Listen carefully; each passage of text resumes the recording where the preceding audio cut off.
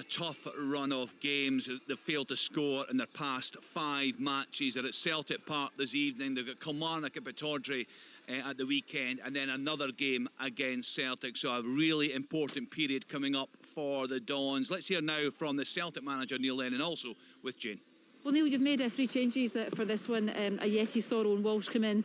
Roderick, Brown and Duffy dropped to the bench. Just tell us what you're thinking behind that one. Just freshen it up a little bit. We've been playing quite well, but obviously with the volume of games we've had, the likes of Sorrows had a good rest and Albion had a rest of the weekend, so just freshen things up. And obviously Stevens come back in. You know, he hadn't done anything wrong really, and thankfully just missed the one game. Were you tempted though just to keep things as they were, because you did play so well against St Johnstone? Yeah, you're always tempted to do that, but we've got another game on Sunday, so it's important that, you know, keep the squad motivated and you know, keep the players as fresh as we possibly can. You're obviously going for 5 wins on the bounce, which would be quite a significant achievement for you in terms of, you know, where the club have kind of come through and the kind of struggles that they've gone through. How significant would that be for you to get that continuity, if you like, and keep that going? I just want us to just exactly do that, just keep it going and, you know, find the level of performance that we've shown over the last few weeks. You know, the confidence is starting to come back. Our energy is better. You know, and the sharpness in our attacking play is a lot better as well. So just looking for more of the same, really, against a very competitive, experienced Aberdeen team. Why do you think the confidence and the sharpness is coming back? Is it simply down to because you're winning games? Is it as simple as that? That always helps, yeah. Confidence is a fragile thing sometimes. But, you know, where we are at the minute, you know, it's great to see players playing, you know, better and showing their talent and their ability that they know we're capable of. Are they playing with a bit less pressure, do you think? No, not really. I think, you know, this season of all seasons, there's been pressure on every game, and this one's no different, really. So we're under the spotlight all the time. I just think that, you know, some of them have found a real groove and a real sort of momentum in the way they're playing. Thank you. Good luck. Thank you. Thanks, Ian. Neil Lennon there with Jane, Pat Bonner and Willie Miller at Celtic Park for us. A big game for both clubs this evening, Pat. So important for Celtic to keep the momentum going. Performances have been much improved in recent weeks. Yeah, I agree. And, you know, the weekend against St Johnstone, I thought there was a nice tempo about the game. Neil mentioned energy, yeah, absolutely, among a lot of the players. There was good movement, crisp passing, individuals back on form.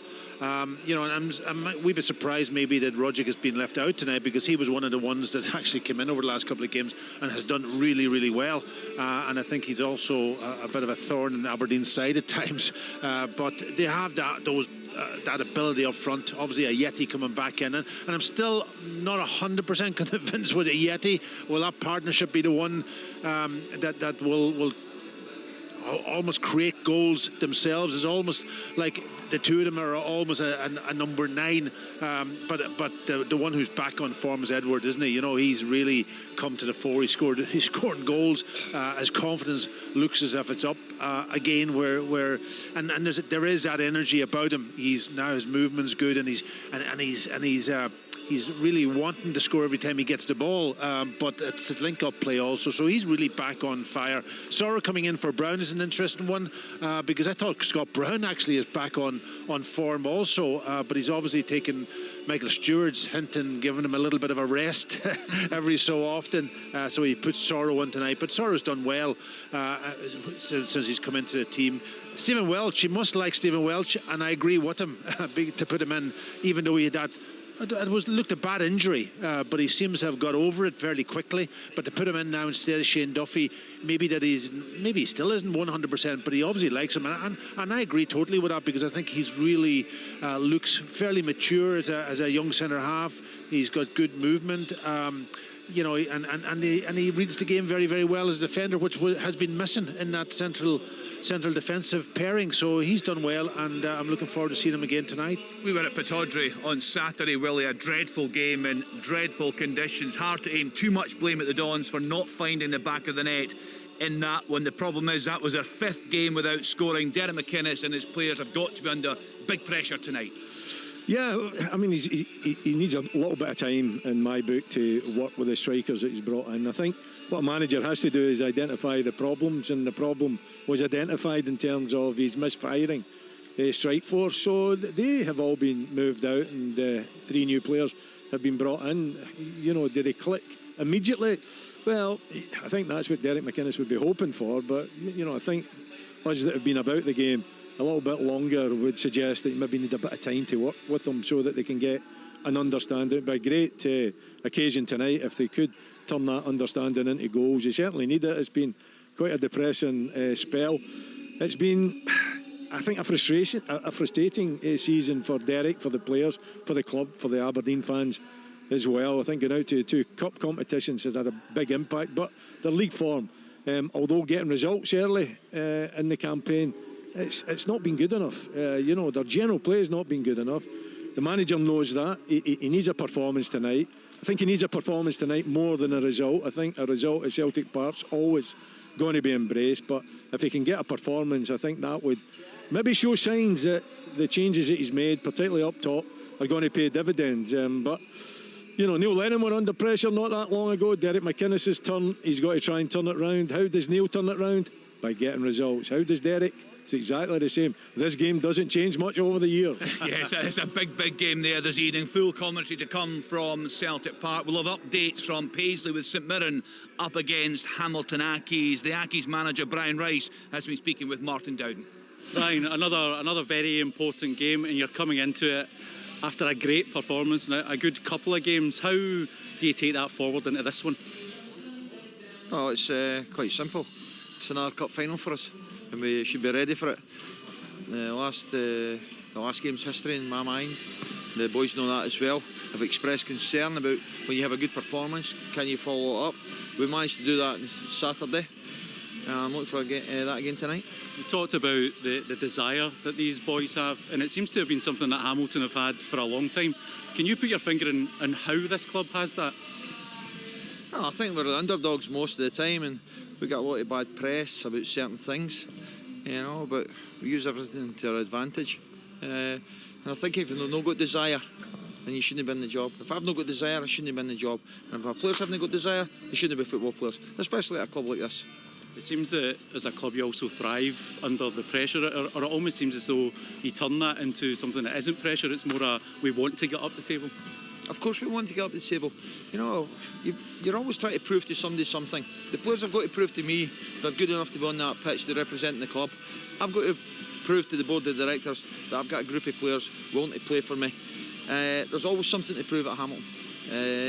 And like I said, tonight's a cup final again. But once we get by tonight, Saturday will be a cup final. St Mirren, good form, a really tough test. But you also know a win for you tonight would be massive in terms of where you would be. Well, we'd jump a place in the table if we got a result.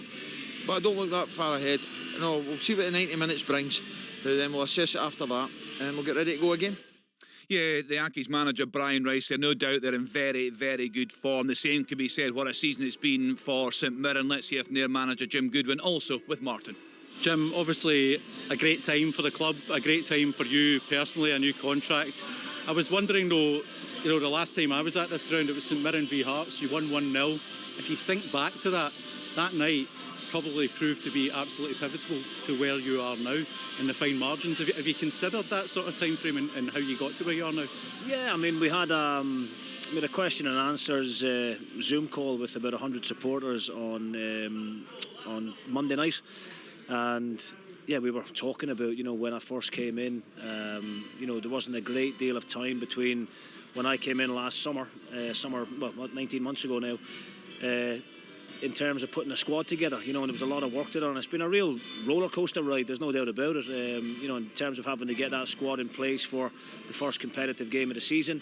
To where we are now, I feel as if we've made great progress in 18 or 19 months. And when I look at the kind of vision that I sat down and spoke to the board of directors about prior to taking the job, we've managed to achieve a lot of what I had spoke about in that meeting. But, with that, obviously ambitions change and, we always move the goalposts as we go along. I'm really pleased with the position that we're in at the moment.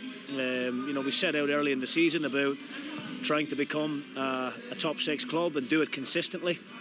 A number of teams have done it in one season but then fell away the next, so we want to become regulars in that top half of the table. We're not quite there yet at the moment, but we're certainly put ourselves in a really good position to do it, and a win here tonight would put us back up above Dundee United into that coveted 6th place. Absolutely. the key word, I guess, is consistency when you're trying to do that. How do you ensure that when you get to a position that you're in now, that you keep motoring on, you get the players to do it every single week? Well, just stress that to the players in there tonight about getting so close to achieving what we've set out at the start of the season. And that fear of failure must be now what drives us on. We don't want to be here in another 4 or 5 weeks' time, fighting it out in the bottom half of the table for that 7th place. We just don't want that. So, having come so close now at this point, I spoke about the required points that I think we need. I think we need to be 41 probably to guarantee 6th place. And if we do that, it'll be a fantastic achievement. But there's a hell of a lot of football to be played between now and then. And, we're not standing here for 1 minute thinking that we've done it yet. We haven't. Hamilton tonight is going to be an extremely difficult game. I think it'll probably be our toughest game that we've had for a number of weeks. And I don't say that lightly. Hamilton are fighting for their lives. I take my hat off to Brian Rice and to Hamilton as a whole, as a football club. They seem to do this every single season. We all write them off before the ball is kicked. And then they get to the business end of the season and they really step up to the plate. And the last 2 performances against Motherwell and Rangers were outstanding, and we're expecting more of the same here tonight. And their incentive tonight, if they win tonight, they jump above Kilmarnock. So there's a lot riding on this game for both teams. Jim Goodwin there. Stephen Thompson will bring us all the news from this. When I spoke with Jim Goodwin on Saturday, Stephen, he's had a few injury problems to deal with, but he was very confident they can secure that top 6 spot come the split. Do you share that confidence? Yeah, I do. And it's remarkable because during the spell round about October time when they lost 6 games in a row, you would never have foreseen that St Mirren would be in the position they are. And it just shows you what a good job Jim is doing. And I'm really pleased for him to have signed a new deal and secure himself at the club until 2024. It's great for him and it's great for the club. And I do feel that he has put together a very strong squad. However, the injuries has, been an issue for him. For me, Jamie McGrath's been St Mirren's best player this season. He obviously got injured against Celtic. Jake Doyle-Hayes, who's also been very impressive, I think fractured his heel up at Pittodrie at the weekend. Christian Dennis, who looked like he was just starting to find a wee bit of form, again out. Brophy struggling. Quaynard, his other striker that he brought in, the German, injured. So, he's got problems in terms of injuries, but he's built a squad for me that's there are no superstars in the squad, but there's a squad of players who, if one drops out, another can come in and fill the position and do it to the same standard, and I think that's really important. You heard Jim speaking there. It is possible. I think he said that he wants 3 wins. He feels as though 3 wins would do it. Certainly winning this evening would put them in a great position. Even a draw puts them back into the top 6, but it will be difficult. Jim saying there that he thinks it could be their hardest game they've had in a while, and you'd have to agree with that. Hamilton have the bit between their teeth. They're confident. Listening to Brian Rice talking there, it's a cup final for them, and that's the sort of mentality he's putting into his players. So you can be assured that when they come out on this pitch this evening, that they're going to be really, really fired up for this game, and they'll be full of confidence, of course, on the back of their Lanarkshire derby win, an emphatic win at the weekend. So it'll be a really tough game for St Mirren, but both sides have so much at stake and so much to play for. It should actually be really quite compelling. Yeah, so Accies against Rangers, they were excellent that day. I think they probably deserved to win that game. I think Stephen Gerrard said that with young Accies defender Jamie Hamilton in the programme last night, and just as Tomo said there, he said there is a real confidence going through that squad right now. So 2 top flight games for you this evening. Also championship action. Cally Thistle's first home game since the 29th of December. They face Queen of the South. It's a 6:30 kick-off there, and Billy Dodds is our man. You get the team news there, Billy? I certainly have, Kenneth. Both sides make 2 changes apiece. Inverness make 2 after the 1-1 draw with Arbroath on February the 3rd it was. Out goes James Vincent and Nikolai Todorov, so they go. Matt Ridgers in goals, a back 4 of Duffy, Dees, Mackay and Harper, Welsh and Allardyce in midfield. Mackay, that's Daniel Mackay, Sutherland and Keatings. they're all playing off a Miles Story. Queen of South, they also make 2 changes, Kenny, after their 1-1 draw with Hearts. In comes Stephen Dovey for the much talked about Dapa Mabudi, we have to say, and McGrory comes in for Pybus. So they go Ferguson in goals, Gibson, Buchanan, Breen and Maxwell, McGrory and Obalai and East, and the front 3 of Norty, Doby and Jones. And tonight's referee is David Love. Thanks, Billy. 6:30 kick-off in Inverness. Billy touched on a story we're going to go to now. We had this story on Monday night's programme that there's been an update today. Rangers have confirmed that Bongani Zungu, Nathan Patterson, Calvin Bassey, Dapo Mabudi and Brian Kinnear are all self-isolating after breaching COVID regulations. The players will be fined and the club are in dialogue with the SFA and government moving forward to find a solution in terms of what happens next. What are your thoughts on this, Stephen Thompson? The former Rangers midfielder and manager Stuart McCall said to us on Monday night, these players must be the thickest people on the planet. And I guess that really sums it up. Everybody knows the rules right now. Yeah, he possibly couldn't put it any better. And I think with what happened previously with the 2 Rangers players that did something similar earlier in the season, you would have thought that Stephen Gerrard and his backroom staff will have been over the course with the players and telling them, not that you need told. I think that's the point. Not that you need told, that obviously they're high profile. Having played with Rangers, you can't really escape from the spotlight, no matter where you are, even if you think you're in somebody's house hiding. In the modern day with mobile phones and whatever else, it's very difficult to try and pull something like that off, and it's no surprise that they've been caught. And I think they should throw the book at them. For me, I think it's completely unacceptable what they've done. And is a fine enough, an internal fine enough for these players? I'm pretty sure the SFA will give them a ban of some sort. But for me, it's just unthinkable that the players, given the privilege that they have at this minute in time to be able to go out and work and do their job when everybody else isn't really able to do that, to go and throw it in the face of their club, of their supporters, of their manager, and be caught out at a house party, it really defies logic. It's beyond comprehension. Yeah, hugely irresponsible, Billy. A very poor reflection on the players. And Rangers have shown us before, they won't mess about with incidents like this. I mean, look what happened to they dealt very severely with Jordan Jones and George Edson. Both these players out on loan now. You think there's no way back for them. Looks as if they're gone. Yeah. Not just obviously in loan, but just I think that'll be the last time you see them at the club. It's madness in every department, Kenny.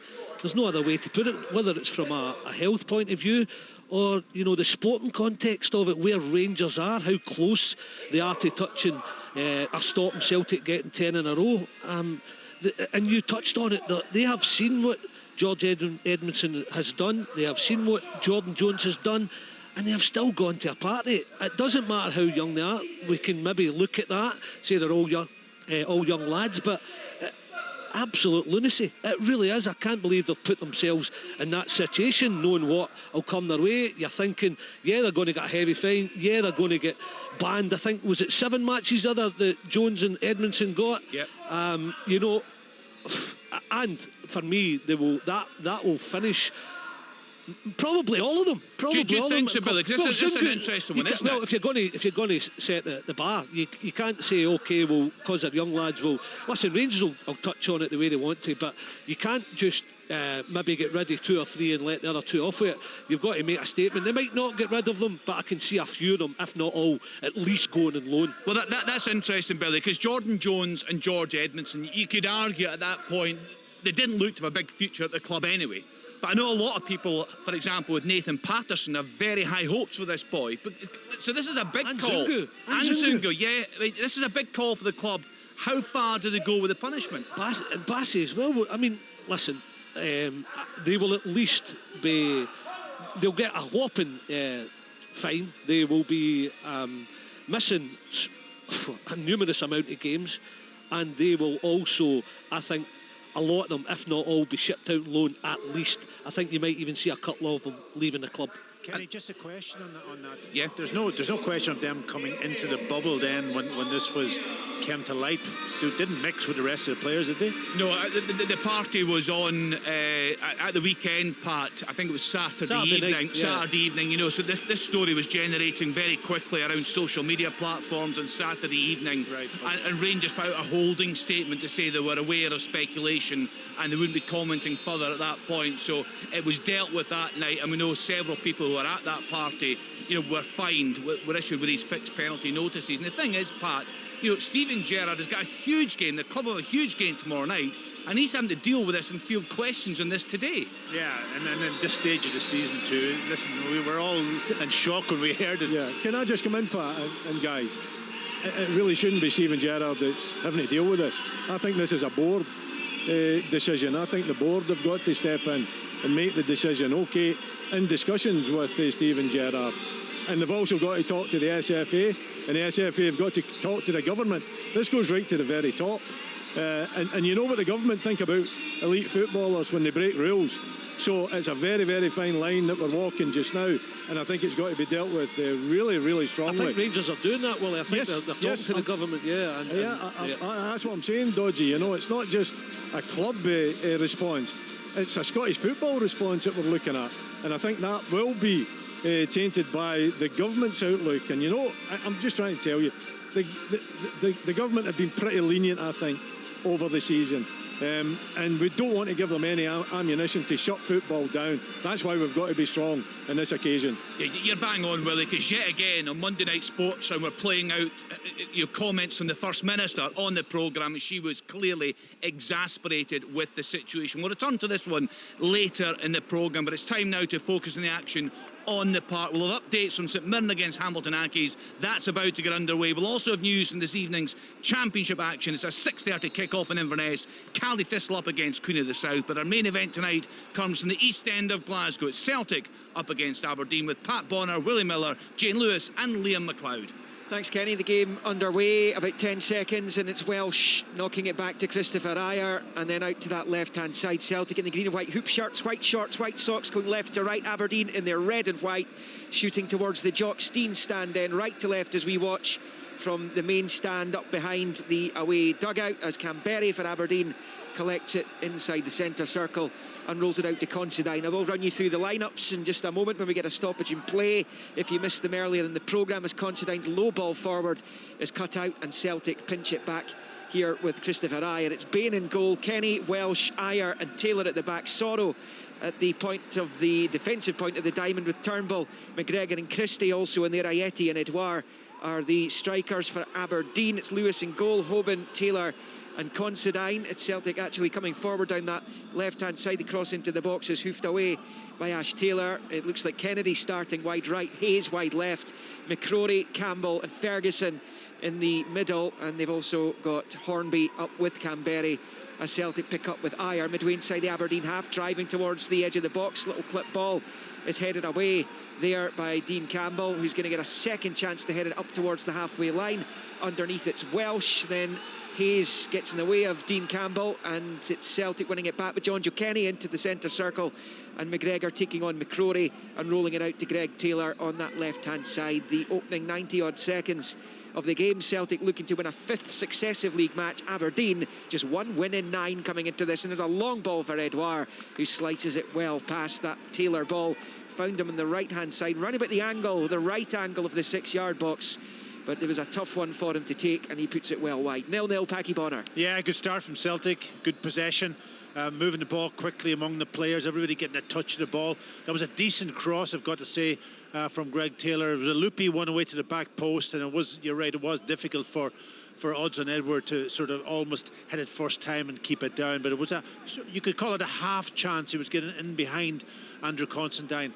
And that's the problem with wing backs. You don't have any cover behind you when you get into that position. You've got to almost rely on that sort of left or right centre half to deal with the space behind him. Lewis takes the goal kick high into the Celtic half. Hornby was underneath it. Celtic get it clear through Welsh. Eventually it pops out to Matty Kennedy on that right hand side.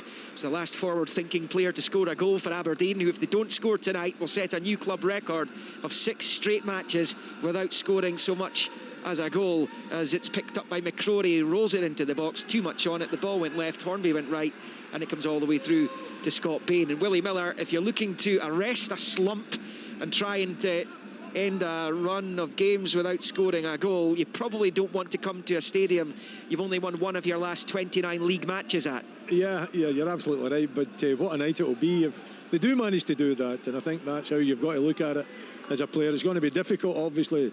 Celtic look as though they're moving that ball about really quickly. Aberdeen just trying to settle in, get a feel of the ball. They have started with the three at the back. With Celtic at two up top, might be a little bit easier for them, but again, you know, they've got to be communicating with each other. They've got to understand when players are on the shoulder that they might just drift in behind the way Edouard did for that cross. So it's a huge task and a big test for Aberdeen tonight.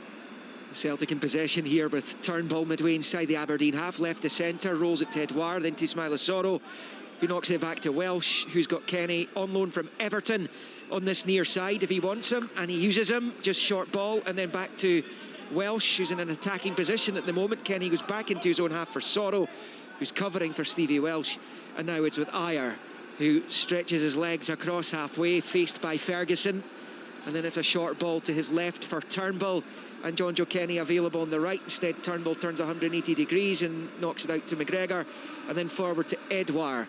Taylor, or rather Hoban it is, tries to stick to him, but he shrugged him off, passing it out wide left. Now it's with Turnbull, left hand side of the box, and he wins the corner off Lewis Ferguson in the first corner of the match, which will be taken over on that left hand side. 4.5 goalless minutes in at Celtic Park. Yeah, it's interesting. It looks Wally that Derek McInnes has asked whoever's picking up Edward at any specific time, go all the way with him. Almost when he drops out into midfield, go at him. That creates a huge space, and you've seen Turnbull then making the run forward into space at Hoban left and nearly exploited it. I remember watching Shea Logan do that to Scott Sinclair and fail so many times with that tactic at Celtic Park in particular. As the corner comes in, it's actually drifted all the way through to Canberry on this near side. He can't keep it in play. It goes out off a Celtic boot, didn't it? No, it's in a Celtic ball, which Soro's going to leave for John Joe Kenny as Aberdeen look to try and win a rare league outing here. The last one, obviously, Andrew Considine's late season winner in 17-18, as Ayer comes all the way from his own half to the Aberdeen box. Short ball to Edouard, out wide left for Taylor, onto the right foot, cross comes in, headed away by Taylor. Kenny will nod it out wide left for McGregor, onto the touchline for Greg Taylor, faced by Kennedy. Rolling it infield to Turnbull, midway inside Aberdeen territory. Short to Edouard, then rolls it to the former Aberdeen loanee Christie. Soro then out to McGregor, rolls it to Taylor inside the box, cuts it back, it's blocked by Ferguson, and then Kennedy's able to clear it on the far side. McCrory trying to take it down, he just boots it away into the north stand over on the far side. Celtic 0, Aberdeen 0, but the champions have roared out of the traps, as you would expect. 4 successive victories. Neil Lennon has restacked the deck, he's reshuffled, and they look more like themselves just now. They do, and Aberdeen look more like themselves as well. They've just went into a defensive formation. I mean, it's just about getting bodies behind the ball just now, Pat, in my opinion. Just trying to close the space. They haven't managed to do it particularly well, because down that left-hand side, Celtic have been in twice and could have really exploited the space.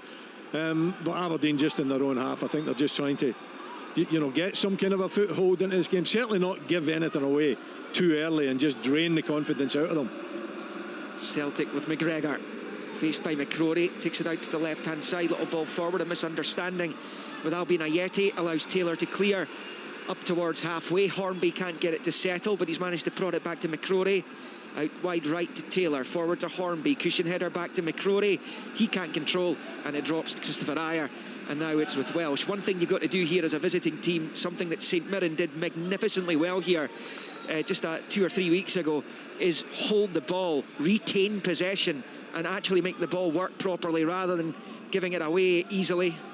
Yeah, what they did also is they matched up Celtic in the middle of the pitch, almost 4v4 in the diamond.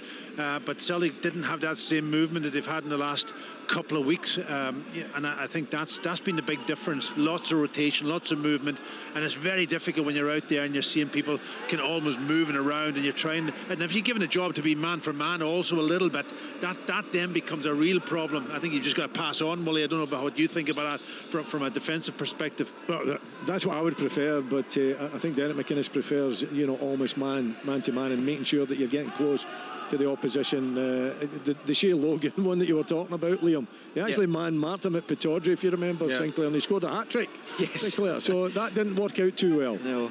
But he was coming from his right back position all the way across the pitch at times, out into midfield, pulled all over the place.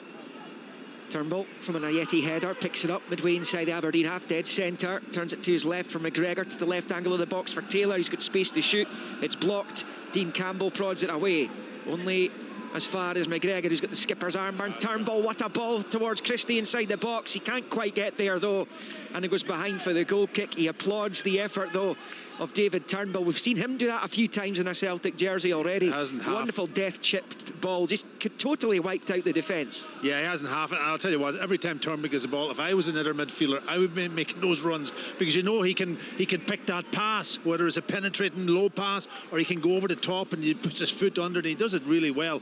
And that was another instance there where he just clipped it over the top, and it just ran away a little bit from Christie, who was if he could get on the end of it, I think it was a 1v1 situation on the goalkeeper. 9 minutes in, no goals here, no goals in the other match in Paisley in the Premiership tonight. St Mirren taking on Hamilton. We'll keep you up to date with that one with Tomo, who's at St Mirren Park for that, and then it's a 6:30 kick-off. Cali Thistle, Queen of the South in the Highlands, actually managing to get a game on at the Caledonian Stadium. They are so far in arrears, Cali Thistle. They've slumped right down the table because they've simply not been playing matches because of the weather, as Bain boots it away with the right foot across halfway.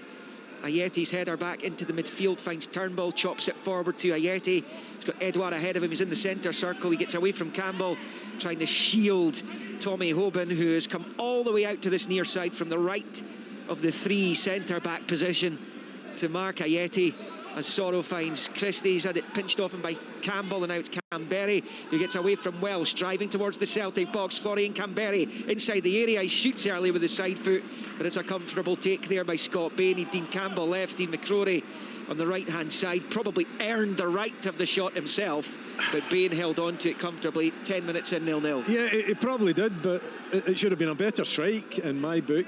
But he did have Dean Campbell to his left hand side, had burst forward. There was a huge gap there. It was only Ayer, it was 2v1 almost, and I thought he should have put Dean Campbell in, but if he was going to have the strike, then it should have been a better one than they eventually had. Aberdeen's last goal was scored by Andrew Considine in a 2-0 win over 10-man Motherwell. 13 minutes from the end of that game. 5 games have come and gone since then, and not a single goal, as Turnbull picks it up midway inside Aberdeen territory again. Short ball with the right foot to McGregor. Taylor's out on the left as the option. Kennedy comes to meet him. Taylor rolling it back to McGregor, who finds Edouard.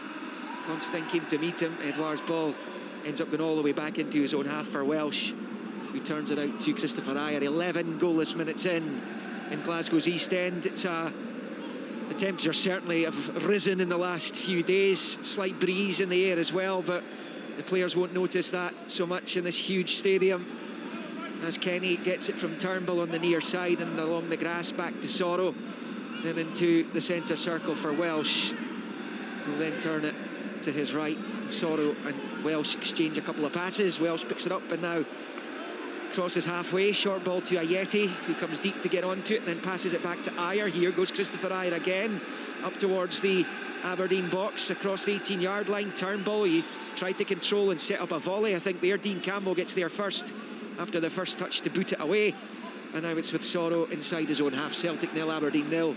I'll tell you, the wing backs of Aberdeen need to be very, very careful, because that's another instance where the centre back has come all the way out into almost 5 yards from the halfway line with the striker, but it creates a huge space that Celtic can exploit. And I've seen Greg Taylor almost making a run, but Kennedy was alive to it.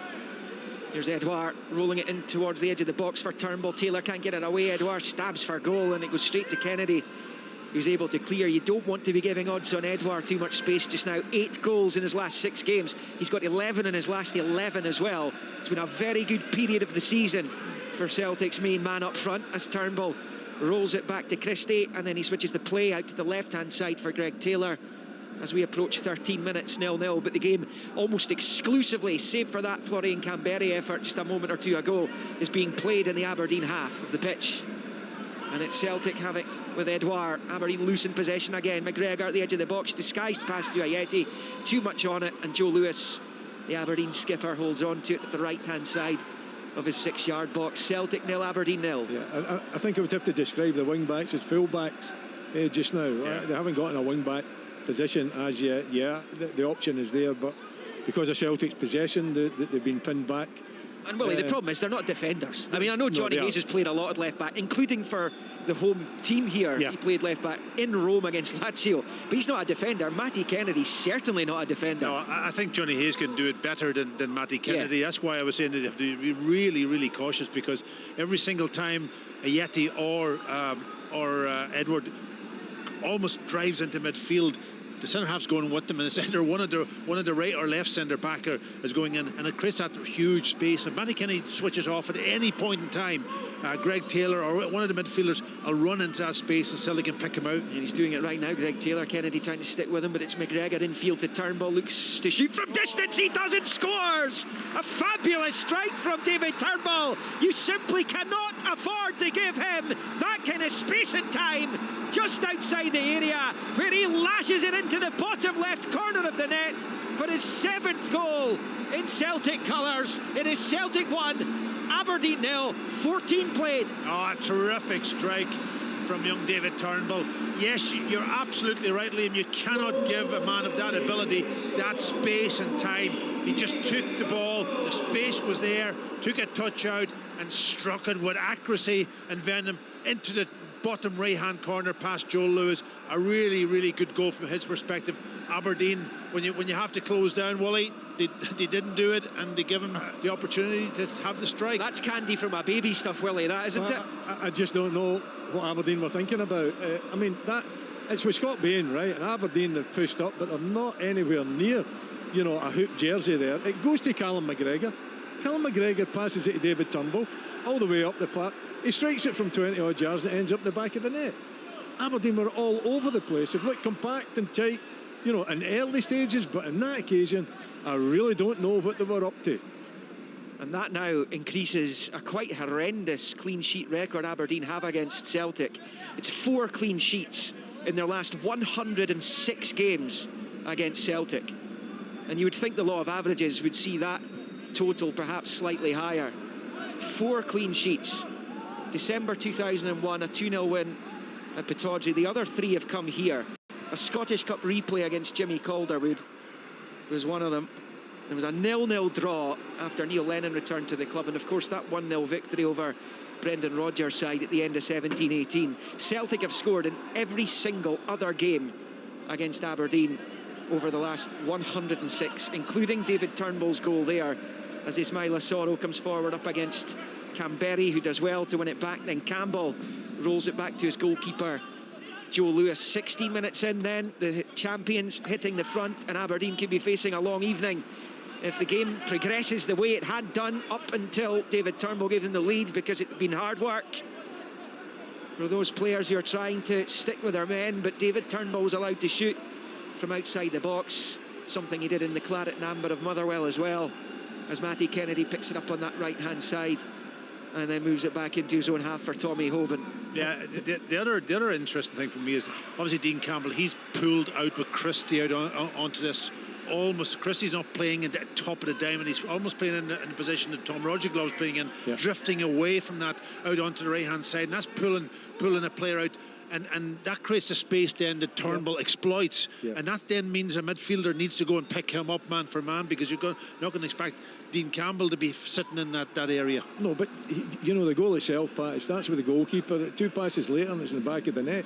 Aberdeen were all over the place. They weren't close to an opposition player. There were spectators as Celtic built that one up. It was a crisp, brilliant strike from Turnbull, but the organisation from Aberdeen was just dreadful. It's been a real, I think I said it in Perth on Sunday, he's been a real shining light for Celtic this season, David Turnbull. It's been a pretty dark campaign by and large for them at home and abroad. As Celtic pick up on the left-hand side, Ayeti's taking a sore one, he's limping a bit as Turnbull rolls it out to Taylor, back in field to the goal scorer Turnbull, who finds McGregor up against McCrory. Out wide left for Taylor, faced by Kennedy. And then he's got time to pass it back towards McGregor, controls it with the undersole of the left boot, and in field to Turnbull, and then to Edouard. Go to Paisley for an update with Stephen just a moment, as Celtic pick up with Edouard. Out to Kenny on the near side, then to Edouard, and back to Welsh, just inside the Aberdeen half, and he shifts it right to left of the circle for Ayer. Stephen Thompson watching St Mirren against Hamilton. Thanks, Liam. Yeah, not an awful lot to report so far in the game. Ilkay Durmus has had only shot on target, saved by Ryan Fulton. Couple of corners for both sides, but there is a really strong swirling wind here in the Smythe Stadium in Paisley. It's making it difficult for both sides, but that's all there is to report so far. So goalless there. St Mirren actually unbeaten in 6 against Accies going into that one, but Hamilton have been in good form themselves, and Aberdeen were held to a 0-0 draw at Pittodrie on Saturday in wild conditions against St Mirren. Celtic pick up a free kick. They lead here 1-0 thanks to David Turnbull's goal. It's actually gone back into Stevie Welsh, who rolls it back to Scott Bain.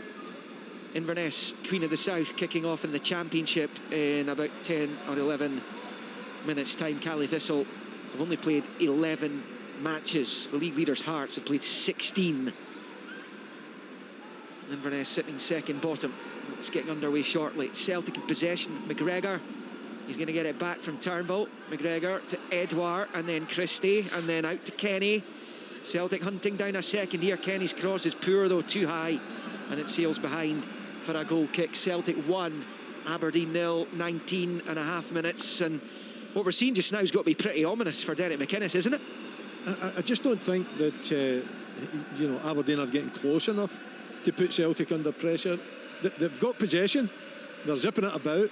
It's good control by them, but they're not putting Celtic under any pressure whatsoever to make it difficult for them to control this game. Yeah, well, I'm just not too sure what the tactic is, Pat. Okay, sit back and make it difficult, but at some point you've got to engage with the opposition. Yeah. And Aberdeen haven't engaged with the opposition as yet. No, I think I've seen it so many times in Aberdeen that they try to go this sort of almost man for man. Obviously, we talked about the centre halves, 2 of them at least having to go man for man with Edward and Ayeti. But then midfield also, they're going man for man, and they're getting pulled around all over the place. The distances between them is unbelievable. Dean Campbell's pulled out on Christie. Yeah, but Ferguson just won it off Soro. He's driving towards the edge of the Celtic box, but he has it nicked off him by Ismaila Soro, who reacted well. But I think Ferguson just took too long to make his mind up. Canberra was right and Hornby was left. In the end, he chose neither, and he pays the price of surrendering possession, and Celtic have it back with Christopher Ayer in the 21st minute. Celtic leading by 1-0 here on Sports Sound, on digital, on BBC Radio Scotland 810 medium wave, and online at bbc.co.uk/Sports Scotland. Goalless at Mirren Hamilton. Inverness, Queen of the South, getting underway shortly, and then tomorrow evening Rangers are in Belgium to face Royal Antwerp. 8 o'clock kickoff. That one will have full coverage of that game tomorrow evening, the last 32 of the Europa League. Here comes Celtic with McGregor. Pass towards the edge of the Aberdeen box for Ayeti's cut out by Hoban. Turnbull pinches it back though in double quick time. Left hand side of the box being faced by Ferguson. And then the left angle of the box. He's forced out of the penalty area. Then a little flick of the boot finds Taylor. Kennedy stopped and the cross comes in. It's cleared by Hoban and out for a throw in to Celtic, level with the Aberdeen penalty spot on the far side. Derek McInnes is getting more and more frustrated the longer this game goes on, and it is being played in his own team's half by and large. The odd flurry forward for Aberdeen, but this game, I mean, we're looking to our rights constantly here. As Celtic attack the goal to the right, as Soro with a header finds Christie, can't control. Canberra gets it back for Aberdeen, and now it's with Hayes on the left hand side for the visitors, and then he turns it infield to Campbell. Campbell then looks to switch the play out to the right, but that's going to sail out of play for a throw into Celtic midway inside, just beyond the midway point of the Aberdeen half. Campbell turned in frustration to his manager there, but it's again a loose surrendering of possession by Aberdeen. Yeah, I'm just going back to the point I was making earlier about the distances between the midfielders of Aberdeen. Obviously, you're not able to get covered and balance when you go man for man, because you pull so far apart, and then the rotation of the Celtic players creates the problem for you. If you lose a player in any shape, any position in that midfield, then you're under severe pressure. And if Ayer or who's pushing forward, he comes into midfield, then that's another player that you have to deal with. Yeah, the phrase Ayer bursting forward is not a new phrase when they play against when Celtic play against Aberdeen. It happens all the time. It happens constantly. I think we said the freedom of the city of Aberdeen one day at Pittodrie. He just ran the show from the back as Celtic pick it up with McGregor away from McCrory, looking to work it out wide left. He's passed it straight to Kennedy. Good skill, shuffles away from his man. Long ball forward to Hornby, does well to lay into the path of McCrory to Canberry. He was trying to flick it to Campbell, but that's cut out, and a sliding Ayer puts it out for a throw into Aberdeen just inside their own half over on that far side. We're beyond the quarter mark, 23.5 minutes played. In fact, Aberdeen have a man down inside the centre circle. Yes, Fraser Hornby, I think he was down earlier in the game as well, wasn't he? Yeah, I don't know what happened to him earlier. Did he go into a tackle, or did he? He's kind of reaching for, is it his knee or his ankle that it's not a hamstring anyway, that's for sure. No, it was a loose ball. I think he's taken a knock, or maybe he's twisted his knee. It was very tight in there, but he's needing some attention.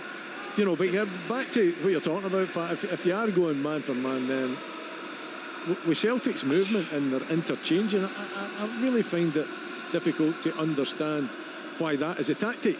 Well, I always think if you've got movement like that, you're better in a shape. Maybe passing on and just and keep your closing balance down the space. Absolutely. You remember going back to Aberdeen when Celtic played up there a number of seasons ago, and they went into the same situation, man for man. They were pulled all over the place. Celtic anywhere about 3-0 up in the first almost half hour. Yeah. Celtic have got too much movement in those players to deal with that. It's not as if you're talking about a team that just allows their midfield players just to sit there in a specific Hornby, looks like space, Hornby's done well. They move about, and on you go, Liam.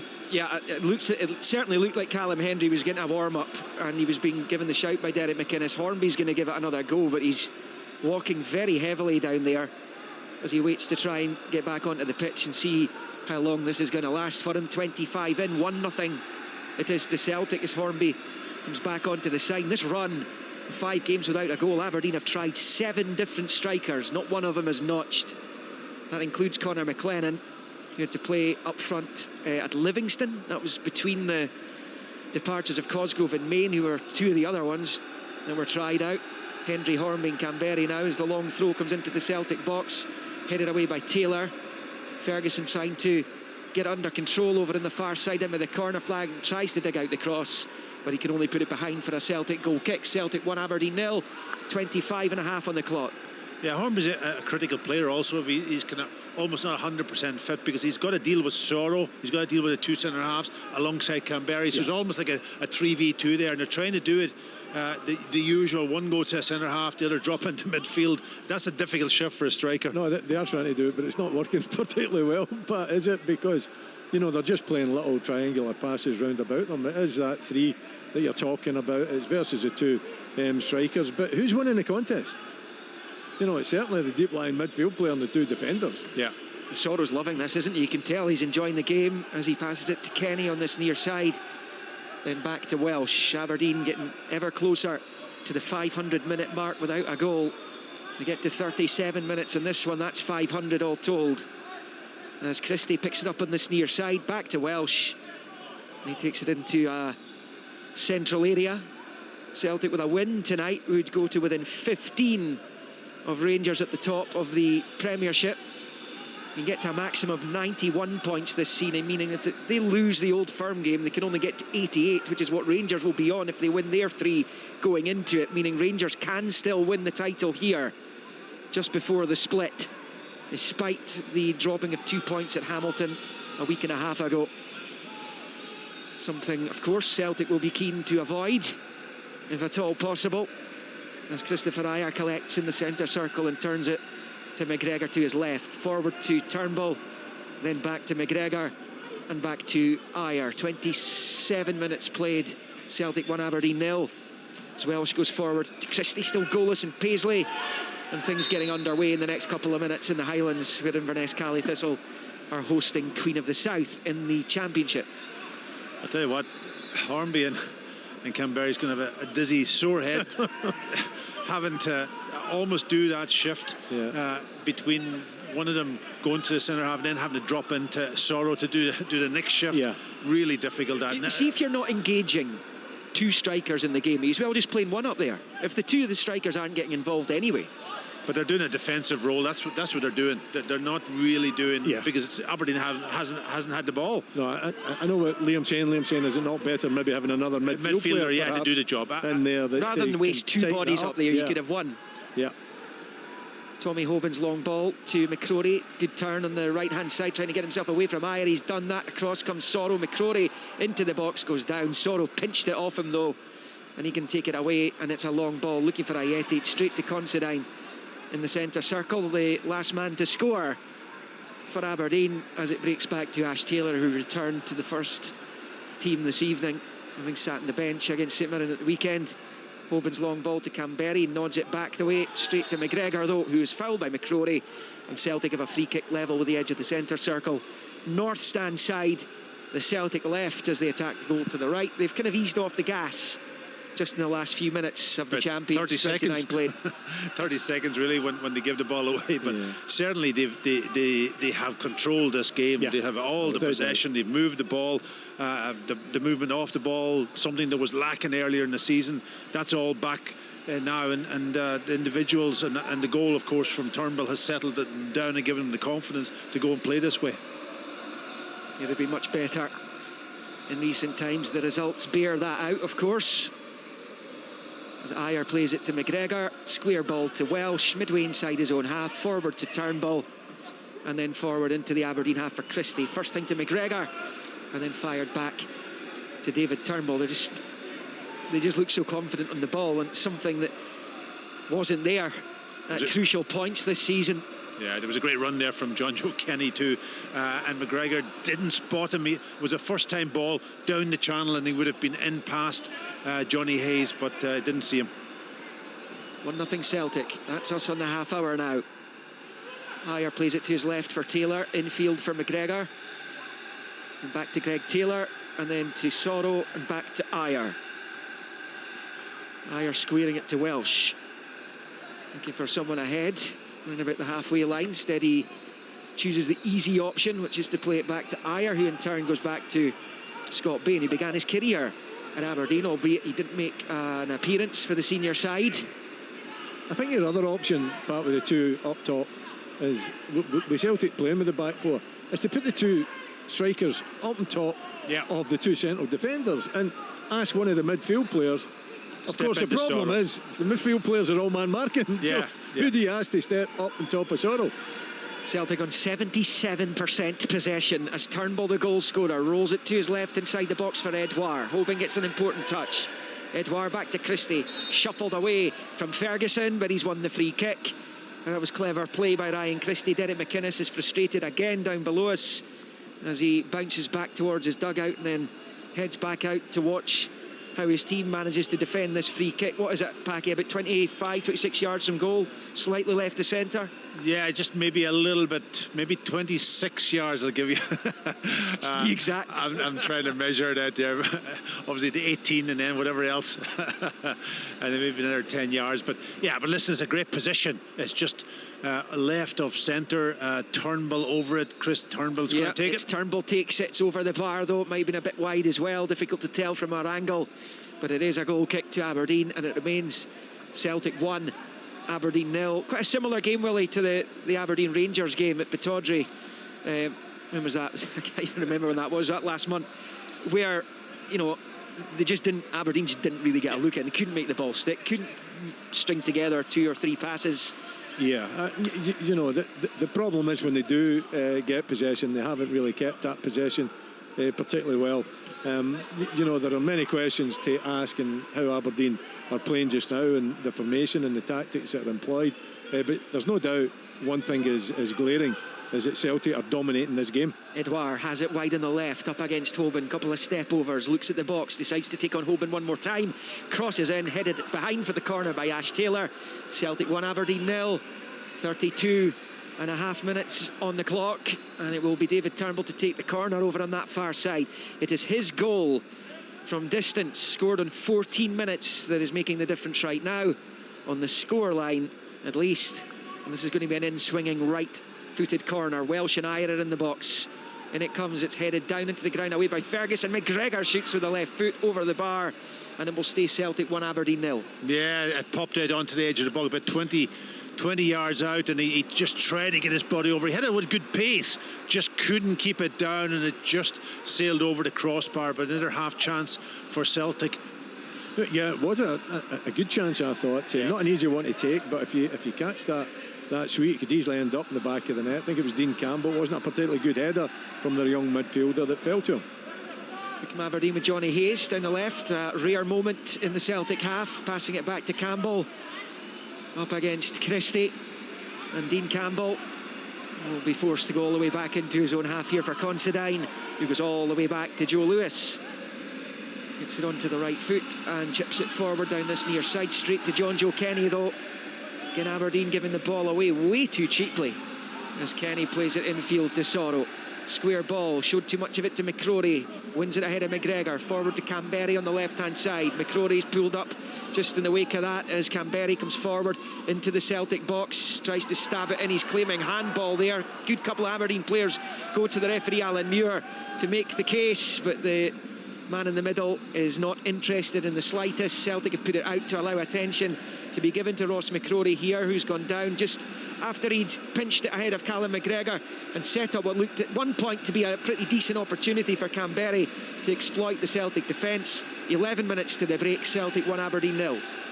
Well, he broke into the box, you know. It was first real opportunity for Aberdeen, you've got to say, and that it'd be really annoying if I was out there and he's almost blasted against your hand and the referee to give a penalty, because that's kind of almost what he did, didn't it? You know, he just stabbed at the ball. Well, there was two Celtic players pretty close. I mean, it's kind of a toe poked it, perhaps, Pat, something like that. He just stabbed at him. Don't know who he was trying to find, or if it was goal bound. You know, I don't think the hand was moved anywhere near the ball. I think it was pretty close into whoever defender it was, his body. You know, but it was a good break. It was a good break. They were up part, they were in the box. He had a little bit of support. Camberry, for me, against St Mirren, looked the most likely Aberdeen player that could cause opposition defences a problem or two. And, you know, you would hope that from an Aberdeen point of view would be the case going forward. It looks as though Ross McCrory's all right as well. Yes, the thumbs up we're given. So Ross McCrory is okay. Just know what Camberry can do. Yeah, Liam, on that point with Camberry, just while the game stopped here, that's what you want him doing, though.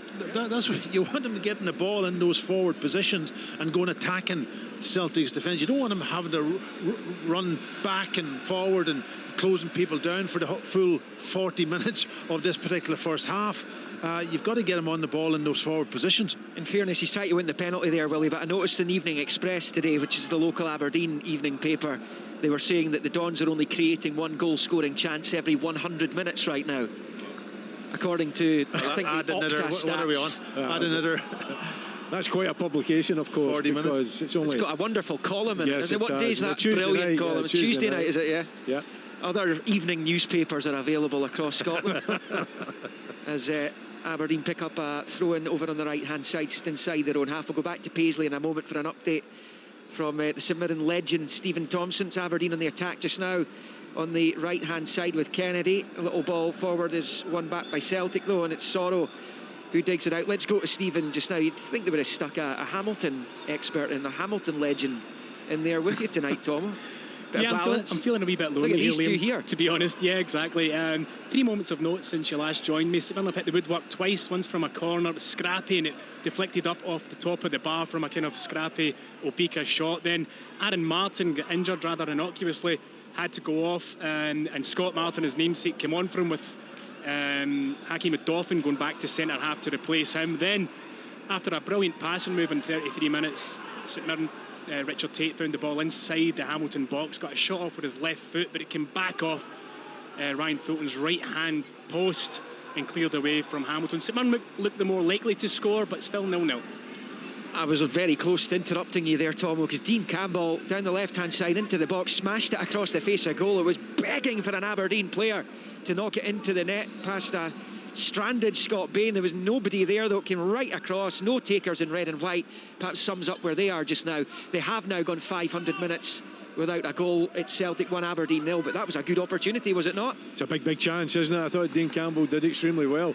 In fact, it might have been a little bit of contact on him as he went to the byline. He didn't go down, kept his balance, drilled the ball across the face of the goal. I think it was Hornby that was closest to it, just couldn't make contact with it, with the ball, and it just spun right towards the back end of the Celtic goal. But a big chance for Aberdeen, and it wasn't taken.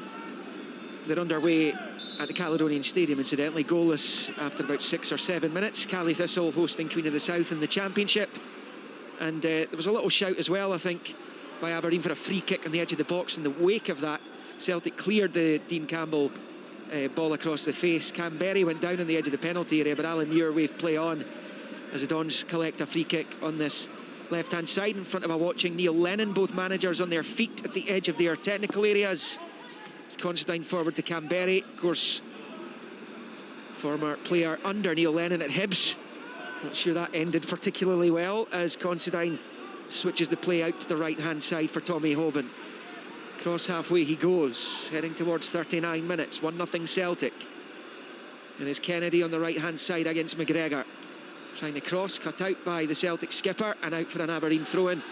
A bit level with the edge of the D. They seem to have taken a little bit of confidence in the fact that a couple of times Canberry and Dean Campbell in particular have managed to cause the Celtic rearguard some problems. Yeah, it's best spell for Aberdeen in the last probably 4 or 5 minutes. Yeah. They've created a couple of chances. They've got themselves forward. They've got more possession of the ball. Better from them. Long throw in by Ash Taylor, headed away by the towering Christopher Ayer. Little cushion header by Kennedy, back out to Taylor wide on the right. Swings the ball in. It's not the worst cross in the world, just a bit too high for Canberry. Campbell will try and keep it in play on this left-hand side. Level with the 18-yard line.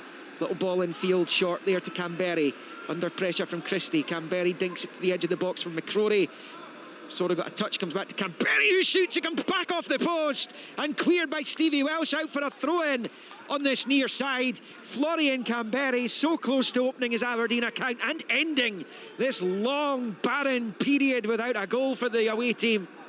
He's very unlucky, isn't he? It's it's great build-up play, and he's part of that build-up play as well. When it comes back to him, he just takes a right foot and puts laces through it. It goes low. Bain is beaten. He's beaten all hands down, and he can only see it coming off the post. Hits the post flat on, doesn't it? Yeah, straight on. It comes right back out. I'll tell you effort from him. Wally, I think Scott Bain was taken by surprise. He's almost been out of position. He's too far on his goal line, and that extra half yard he could have been further out to cut down the narrow the angle, you could say, from a goalkeeper's perspective. And once he took on the shot, he was beaten. He's had a couple of chances. We know what a Florian Canberry on form can bring to a team. We saw it at Hibs, particularly when he was up there with Jamie McLaren. As Taylor takes a long throw into the box again, McCrory tries to help it on its way. Hornby can't get onto it. Celtic clear. McCrory might have been better getting a bit more meat on the header there, actually. But anyway, it's Aberdeen still with Ferguson out to Canberry. Packy just been saying it's their best spell of the game so far. Canberry knocking one off the post. Just their luck right now.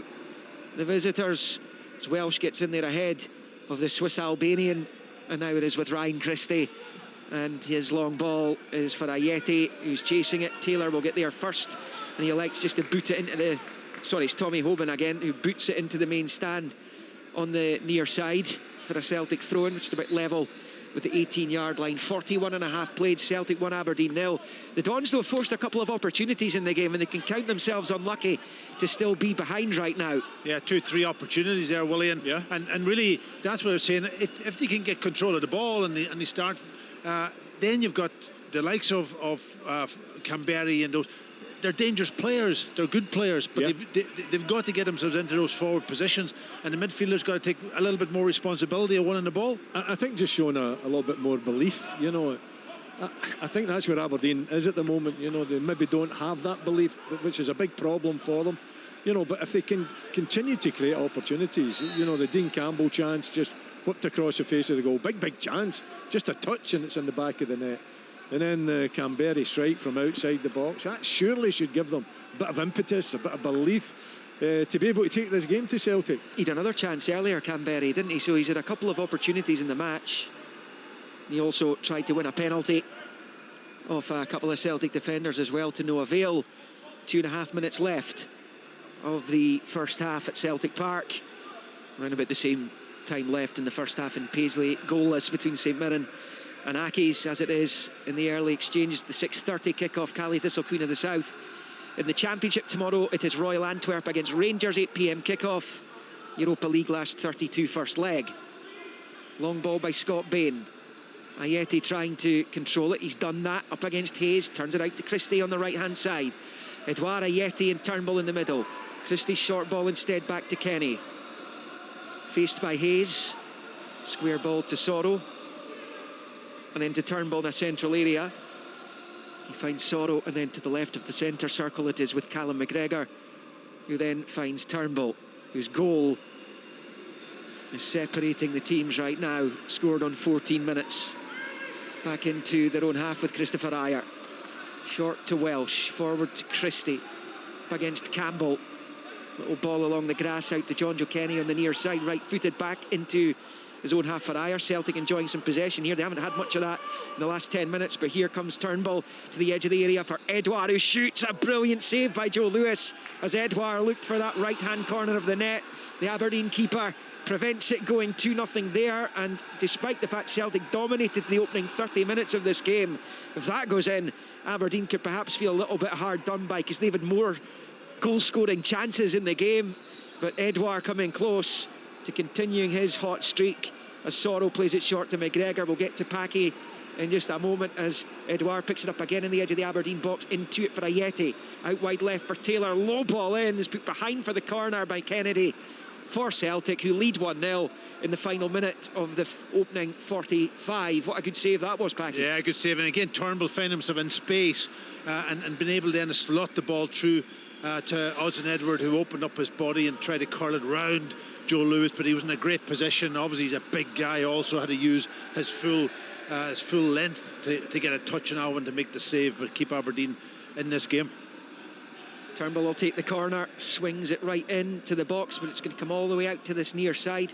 Canberra's there for Aberdeen, little flick forward, the board is going to go up. There have been a couple of stoppages in the match, 2 minutes of injury time being added on at the end of the first half. That would have been a crushing blow for Aberdeen had Lewis not made that save, Willie. Well, certainly would have been. You know, I think it's an example of where Aberdeen want to be playing the game. They want to try and play it a little bit more in the Celtic half, because when Celtic get that opportunity, as Pat says, the movement for Turnbull was brilliant coming off, quick turn, setting in Edouard. You know, his footwork as well, deceives the defender, gets just a little chink of space, puts a very, very good strike in, and Joe Lewis using all his stretch to make sure it doesn't end up in the back of the net. He's forward to Canberra, tries to control it, but Ismaila Sorrow's there, and he rolls it all the way back to Scott Bain in the last knock-ins of the first half here. With about a minute of stoppage time remaining, Celtic with a 1-0 lead as Ajer passes it to Welsh. Of course, Aberdeen back here a week on Saturday. They play Kilmarnock at Pittodrie this coming Saturday. The following week they are back here, 2 visits in 10 days. First time they've made visits in such close proximity for a long time to Celtic Park. Those famous victories back in April 1980, which Willie in particular will remember extremely well, as Aberdeen went on to win the title, and those 2 victories were key to that. As Turnbull comes forward for Celtic, it's it back from Edouard. He shoots just wide left. It's taken a touch off Tommy Hoban, presumably, who was making the challenge. Turnbull looking for his second and potentially match-winning second goal for Celtic. It is just a corner, and this will be the last chance of the first half here. Oh, another, again, finding himself in acres of space, Turnbull. I just think one of the, maybe the centre-backs, 3v2 there, one of them maybe should step out to him early and confront him, but he finds all that space and then links up with Edouard. Turnbull takes the corner. Aberdeen trying to hang on at the end of the first half here. The referee's blown a free kick for Aberdeen. inside their own box, and that, Willie Miller, should be just about that for this first half. Yeah, well, I think Aberdeen will be encouraged the fact that they've created 2 good opportunities. They'll be obviously disappointed that they're down at half time, but I think there is light there for the second half. Yeah, better from Aberdeen. Most of the final 15 minutes of the first half, it was pure Celtic domination up to that point. David Turnbull gave them a deserved lead on 14 minutes, smashing a shot with the right foot into the bottom left. It was outstanding, but Aberdeen afforded them way too much time and space. You cannot afford for a player of that quality to be doing that, and we've seen it in the green and white in recent times, and Turnbull lashing home what is his 7th Celtic goal. He got one from Motherwell earlier in the campaign as well. So 1-0, it's the only goal of the first half. Celtic actually haven't had too many goal-scoring opportunities. Edouard forcing the save from Joe Lewis towards the end of the first half, but it's Aberdeen who've had the chances, the majority of them in the first half. Florian Canberry with a shot, side foot effort, which was comfortably saved by Scott Bain. That was when the scores were still at 0-0. Dean Campbell in 37 smashed one across the face of the Celtic goal. Bain was in no man's land really, but there was nobody in red and white to prod it home. Hornby was the closest, he couldn't get there. Canberry on 40 hit the post with a shot from the edge of the box. It bounced off the left-hand post and away to safety. It caught it flush as well. Getting there, had that been on, it wasn't. It bounced off the woodwork, and then came Joe Lewis's save from Odson. Edouard. So despite Celtic's dominance of the ball, Denny McInnes perhaps a little bit frustrated that his team is behind at the half-time interval here at Celtic Park. Where it is, Celtic 1, Aberdeen 0. The biggest games, breaking news and exclusive interviews. This is Sports Sound on BBC Radio Scotland. Sometimes you just know if it's your night. Sometimes you just know if it's your season. Tavernier took them to the top. Scores and Rangers are in front. Hadji hit the dizzy heights. Rangers score again in Poland. And Kamar raised the roof. Goal like that. Like that. What a goal, son. What a goal from the halfway line. After topping their Europa League group, what can Rangers do in the last 32 of the competition? A campaign of dreams for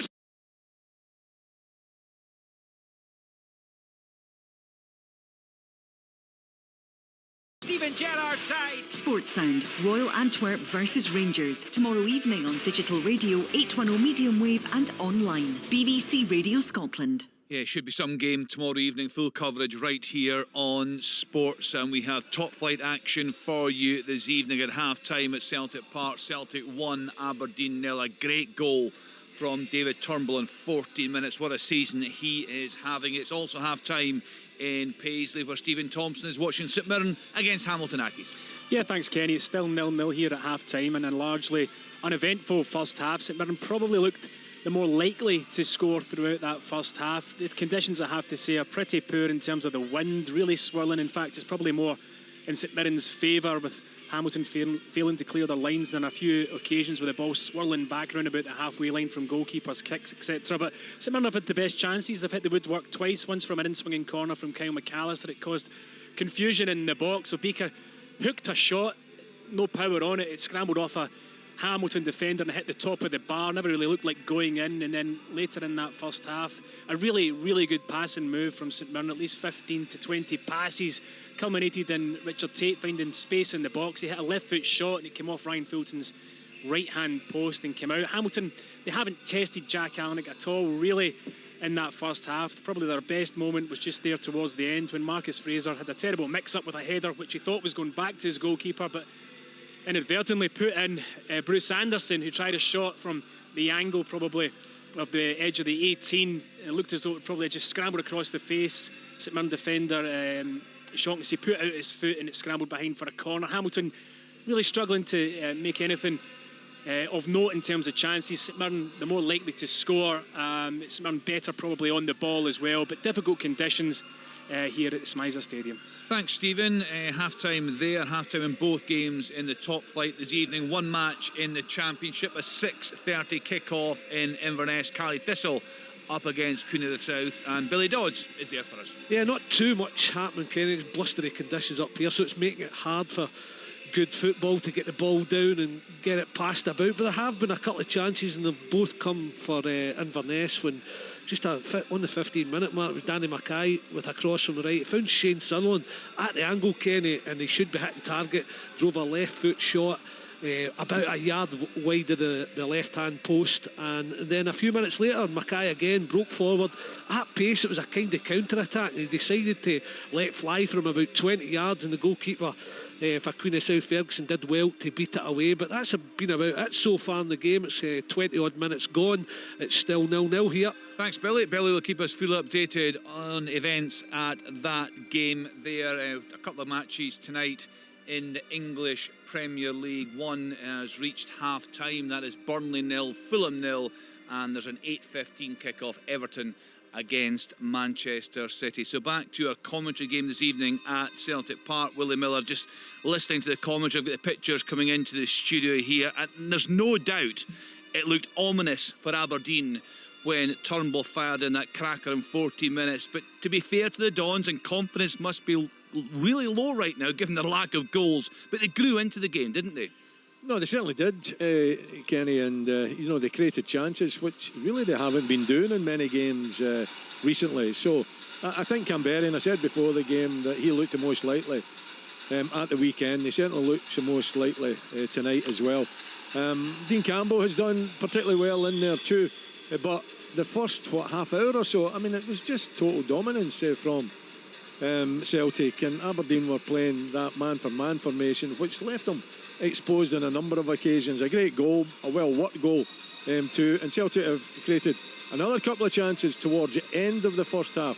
But in between, Aberdeen's had 3 excellent chances. Thought the first one from Canberra could have put in Dean Campbell. It was a weak shot, and it was a good break from them. The second one as well, and he also had the little toe poke that perhaps came off an arm. We couldn't see from this distance, but there was a shout by the Aberdeen players that perhaps that might have been the case. And then Dean Campbell done brilliantly, I thought, down the left-hand side, and he drilled in across. He was tackled too. He kept his balance though. I thought he might have went down under the challenge, but the cross was just looking for a striker to get a touch on. That didn't happen. I think it was Hornby that was the closest to it, and then Canberra, so unlucky. Lovely build-up play, eventually falls to him outside the box, pulls the trigger. Bain is beaten, all ends up, and it comes smack off the middle of the post and back out to play. So there's a bit of optimism there, I think, for Derek McInnes to work with at half-time, to try and send these players out with a bit more confidence and maybe remind them that they've got to take part in this game, because for the first half hour they didn't do that. Certainly for the last 15 minutes or so they did, and they created chances.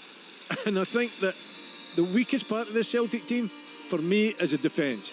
They leave themselves wide open. There's so much their thoughts are so much in going forward. They do full-backs just fly forward the park. So Aberdeen's got to try to take advantage of that. And the only way you can take advantage of that is playing in the Celtic half.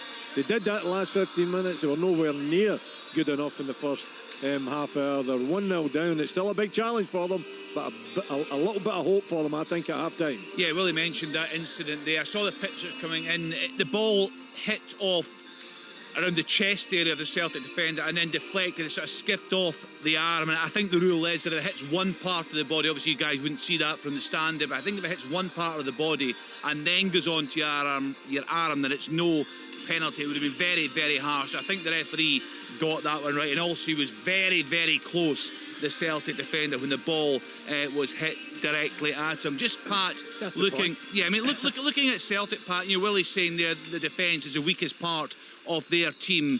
I mean, up top, you would say, at midfield and up top, would you now say that Turnbull and Edouard are the 2 key men in that Celtic team right now?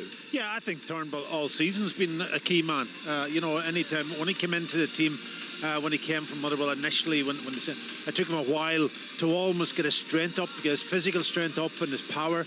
but now he's added that to his technical ability, and that vision he has also. That pass he played for Christie, we've seen him do it so many times. Not that many players can see that when they're in control of the ball. They can see the run and almost deliver then the pass. So he did that, but his goal also, his strike, he was given far too much room, but his strike was crisp and it was in the corner, and I don't think Joe Lewis had any chance of saving it. So he's got all those qualities. Edward, I think he's back to form. He's back to form. Even that chance that between again himself and Turnbull linking up, that he played to him in the box, and he opens up his body and he tries that audacious curl round the goalkeeper, and it was a really good save. So yeah, you're right, the two of them, but there was never any question about their ability, especially Edward. There was never any question, but it was his mind that wasn't right at the start of the season, because I think he had that ambition of maybe moving away and getting, and that sort of almost affected him. And then he, of course, I think he was the one that had COVID, so that's always going to be difficult for him to come back. But he's come back now, and he looks, and if he is going to get a big move, he's going to be showing people every single game that he plays. He's got that energy, and he's got that willingness to work and make the opportunities for himself, because there's always goals in him. That's the thing about him. He'll always score goals, and that. So yeah, two quality players. But just come back to the game. I don't know, Willie, what you think, but this man for man mark, and we see it every single time that I watch Aberdeen at times when they play against the top teams, especially against Celtic. They almost go in midfield, and the distance is so big between, especially if you're pulled out into areas you don't want to go as a central midfielder. You're almost then creating about a 30-40 yard distance between you and your partner. And then if the movement, and it only takes one person to almost get by you, and like Turnbull there near the end had so much space to operate in, and nobody's able to deal with him. Nobody's picking him up, but nobody's stepping out from the back to deal with him. And they have that extra player in midfield with a diamond, and it's causing Aberdeen all sorts of problems. I think, the manager calls the tactics, obviously, and Derek likes that tactic to man mark and mark up and give players responsibility. But I didn't think that they were getting close enough. When you do that, you've got to engage, Pat. You've got to win the ball. If you don't get close enough to make sure that player doesn't manage to get the ball under control and then play sharp passes, then there's no point in playing it. There's absolutely no point in playing it. If you can stop the attacks at route, if you don't allow them to build it up, then that tactic can work. But for the first half hour, it wasn't working because the Aberdeen players weren't engaging. They weren't getting close enough to the player that they were supposed to be man marking. And you take the goal, for instance. I mean, the goal is with Scott Bain. He passes it to Callum McGregor, who passes it to Turnbull, who passes it, strikes it into the back of the net. And they were all wide open. Aberdeen were all wide open. They were all marking men. That's the problem. That's the point they're making. They're all picking up. I need to pick him up, so I can't go to the ball. And if sometimes you've got to almost anticipate things. You might be marking somebody, or he's there, but you can see a pass, and then you can go and win the ball, and then you're on the front foot. And that's what happened for that 10 minutes. I think they were so much higher up. The other thing you talk about Celtic being the weakest part is their defence. Absolutely. But also when they play a diamond, there's so much space in the wider areas. If you do win the ball, then you're almost breaking into those wide areas. You've seen Canberra out on the left hand side, Dean Campbell out on the left hand side. So they were breaking on to young who's playing right back? Welsh, sorry. Welsh was centre back, and that's absolutely. Kenny. So Taylor. I'm actually Kenny, sorry. I'm all over the place looking at my notes here. But John Joe Kenny. But so now you end up with a 2v1 situation. And that's where you can hurt Celtic. But you've got to win the ball. You've got to be higher up. You've got to be in an area where you can go and exploit. Well, I think they've done that, Pat. They've done that in the final 15 minutes of the first half. And that's the argument that Derek will give. Let's hope they come out in the second half, Aberdeen, make a game of it, get a bit higher up the park, put Celtic under a bit of pressure and test that defence. Yeah, you really feel they need something tonight. They've got a tricky game. It looks certainly tricky against Tommy Wright's Kilmarnock at Pittodrie on Saturday, and then another game against Celtic at Celtic Park the following week. Just seeing the teams coming back out at Celtic Park. They're underway in the second half at St Mirren, 0-0 there at half-time in the game with Hamilton Accies. Just a quick update from you, Billy Dodge. You kicked off there in the Highlands at 6:30. Well, we nearly got an opener there. An opener at Aberdeen. There's not been much quality in the game, Kenny, but I'll tell you, it was Miles Story. Picked up, honestly, 30 yards out the left-hand side, cut in and exploded a shot, beat the goalkeeper, all ends up, and crashed off the underside of the bar. It was a brilliant effort from Miles Story, but still no scoring here, as that one just stayed out. We started with the news tonight talking about the COVID breaches at Rangers. Some interesting disciplinary news coming in that I'll get the lads' thoughts on later in the programme. Both the appeals have been thrown out. That was from the same game at the weekend. Jack Fitzwater, I know a lot of chat round that. And also Peter Pollitt's red card. Certainly mixed views I heard on our programmes over the weekend. We'll get to that later in the programme. Let's get back to Celtic Park, where it's 1-0 to the home side at half-time. Let's join Pat, Willie, Jane and Liam McLeod. Thanks, Kenny. Aberdeen get the second half underway, going left to right, shooting towards the east end of the stadium, the Lisbon Lions stand, and they are wearing the red and white, as you would expect here. Celtic in their green and white hoop shirts, white shorts, white socks, shooting towards the Jock Stein stand. Derek McInnes down there has made no changes at the interval, neither as Neil Lennon, and of course it was this stadium that saw Derek McInnes' crowning glory as Aberdeen manager in winning the League Cup against Cali Thistle in that penalty shootout. That was almost 7 years ago now. Hard to believe, I'm sure, for the Aberdeen manager, as Campbell is tripped down below us, and Aberdeen have a free kick and a chance to load the Celtic box in the opening minute of the second half, and Lewis Ferguson and Dean Campbell are over it. Yeah, an early chance as well, Liam, and you know they've got good height now with the two tall strikers as well as the three very tall centre backs, and add McCrory into the mix. Ferguson takes a good delivery as well, and a header from Canberry which goes wide of the left hand post. He'd managed to nick in there ahead of Albion Ayeti, and his header's off target, it goes wide, but it's a good signal of intent from the visitors early on in the second half. They trail 1-0. Yeah, Celtic hold a very, very high line from that free kick, almost about 4 or 5 yards outside their box, and it would have been a great header to beat Scott Bain from almost about 16 yards. Defending set plays have been Celtic's Achilles heel all season.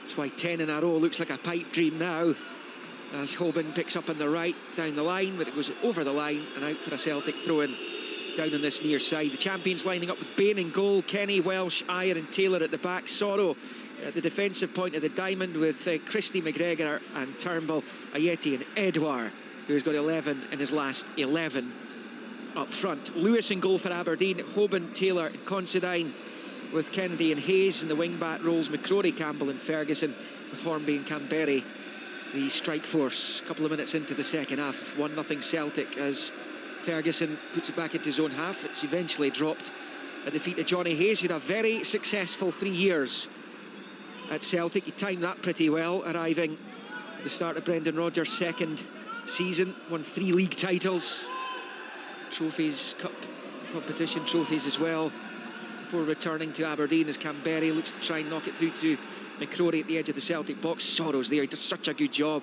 as the first time ball from Edouard aimed for Turnbull straight to his former teammate Hayes, and he in turn goes all the way back to his goalkeeper. Yeah, Aberdeen trying a few long balls up on top of Greg Taylor, Matty Kennedy, to see who'd won it, and they've come out on top, and that allows them just to be higher up into Celtic's half in this opening minutes of the second half. One thing Aberdeen have missed badly since he left is Graham Shinney, another is Kenny McLean, and when they won here at the end of 17-18 season, Constantine got the goal. Kenny McLean put in one of his best performances in an Aberdeen shirt that afternoon. It's just almost, it's now impossible to replace that kind of talent. But that's what the Aberdeen manager's got to do, Liam, unfortunately, as a club that will sell players that get to a certain standard. It's just going to be, it's a history, it's going to be in the future, and what the manager and Derek McInnes has got to do is he's got to bring in fresh talent. He's got to bring in the Lewis Fergusons of this world, who's done, you know, a really excellent job in midfield. Ross McCrory as well, who looks like a player too, and he's got a new strike force out there as well. You know, so it's a big ask, absolutely, losing these players, but that's what the job's all about. McGregor for Celtic. Another Aberdeen attack comes to an end. Long ball from Sorrow. He can't find Ayeti. He's been kind of ineffective in the game so far. It's dropped Ash Taylor. He was a goal scorer against Celtic last season. Game at Pittodrie. Comes all the way back into the Aberdeen half. Hoban trying to control Edouard. Putting the pressure on. Hoban stabs it out for a Celtic throw-in down in the near side. 4 minutes into the second half. Celtic continuing to lead this game by 1-0. Yeah, but Aberdeen stopped them from dominating the ball in these early moments, which is four minutes into the game. That wasn't the case in the first half, where Celtic right from the off had total control of the game. So yeah, they may have had discussions at half time to see could they stop Celtic from doing that. Yeah, and I think it's quite simple, Pat. It's get close but engage. Don't stand off. Make sure that you're making it difficult for the Celtic players to play their little slick passes. That certainly was the case in the first half hour. Aberdeen stopped it in the last 15 minutes of the first half, and they've started positively in the second. Celtic in possession though. McGregor back to Turnbull, puts it into his own half for Christopher Ayer. This is the third meeting between these two this season, the second in the league. Aberdeen's first trip to Celtic Park since December 2019. Pandemic hit last March, which prevented the second visit last season, but they went the entire calendar year of 2020 without a trip here. There was a 3-3 draw at Pittodrie this season in the league topsy-turvy game. Aberdeen equalising with a Lewis Ferguson penalty, his second of the game from the spot in that match. Indeed, Lewis Ferguson's Aberdeen's top scorer. He hasn't scored since that game. So that shows you the paucity up front for the Dons in the matches since then. And then there was the 2020 Scottish Cup semi-final, and Aberdeen were disappointing. And Marley Watkins got injured in that match, and their season kind of fell a little bit like a house of cards. Not the full house coming down, because they're still very much in the mix for third spot, but the form went out the window as soon as Marley Watkins was injured and returned to his parent club, Bristol City. No, that's right. He was very influential up top. His movement was good. They had a lot of energy, linked particularly well. Hedges is another player that was impressive, along with Scott Wright at times, not constantly, but these three were important players, and they've had to be replaced, and that's what Derek McInnes is looking for. Turnbull looking for Edouard, but it's just evaded him straight through to Joe Lewis. Played now 51 minutes on the clock, 1-0 Celtic, and it's with the Aberdeen goalkeeper. He's actually got his fair share of clean sheets this season, but of course Aberdeen have drawn 6 games 0-0 this campaign, which has aided that. He's managed 16 clean sheets in his 33 games coming into this one, will be 16 and 34. After Turnbull's effort flew past him as Christopher Ayer slices one behind for an Aberdeen corner all of a sudden. And while we wait for the Dons to take this, the goal scoring has been broken in Paisley. Stephen Thompson. Yes, it has, Liam, and it's St Mirren that have gone 1-0 up. Ilkay Durmus with a shot on his left foot from about 19 yards out, caught it really, really well low. It flew past Ryan Fulton after Hamilton failed to clear the initial cross. Hamilton actually started the second half the better side. Bruce Anderson having a free header 7 yards out that he should have hit the target with, put it over the bar. But St Mirren have scored. It's 1-0 to St Mirren. 1-0 St Mirren, 1-0 Celtic. Here, I thought that had gone behind for a corner from Christopher Ayer. It did. I think it did too. Yeah, but the question is, you're right, that is one question, but the other question is, what was he thinking about? I mean, he's under not a great deal of pressure, and he's inside the box. There's an Aberdeen player running through, was it Canberry, and he's got 3 yards on him, and he hooks it, he just woofs it. Instead of showing he's supposed to be an international class player. What you do is you take that down, you start to build up play again. I was talking to a colleague out in Norway who didn't think he was an international class player when they lost to Serbia in the Euro playoff. I did say supposed. Yeah. He has his moments, Ayer, absolutely, but you can see that there is an international class player in there as Sorrow comes forward, moving towards the Aberdeen box there, and he kind of shouting in the air in frustration down below us as Taylor picks it up. 53 on the clock, 1-0 to the champions. McGregor going through the gears, gliding away from McCrory into the box, cuts it right across, big chance for a second for Turnbull. His shot's blocked there on the 6-yard line. Aberdeen get away with it momentarily. Campbell eventually spoons it away out to that left-hand side. Hayes is giving chase. Welsh will put it up into the air, and he's kept in play as well. Brilliant defending by Stevie Welsh. But that was a chance, big chance for David Turnbull for his second of the game. What a good run though from Cal McGregor though on his first touch, flying past McCrory almost as if he wasn't there, and then picking out Turnbull. He just couldn't get a proper connection on it inside the box, could he? You would expect with his technique that he would have done better. Should have scored, Pat, should have scored. Yeah. He does take the touch, it bounces up. He tries to kind of prod it towards goal. Andrew Considine eventually hits off of him, but I think that's a big, big chance. And you're right, I mean, McGregor was fabulous, and McCrory was taken right out the game.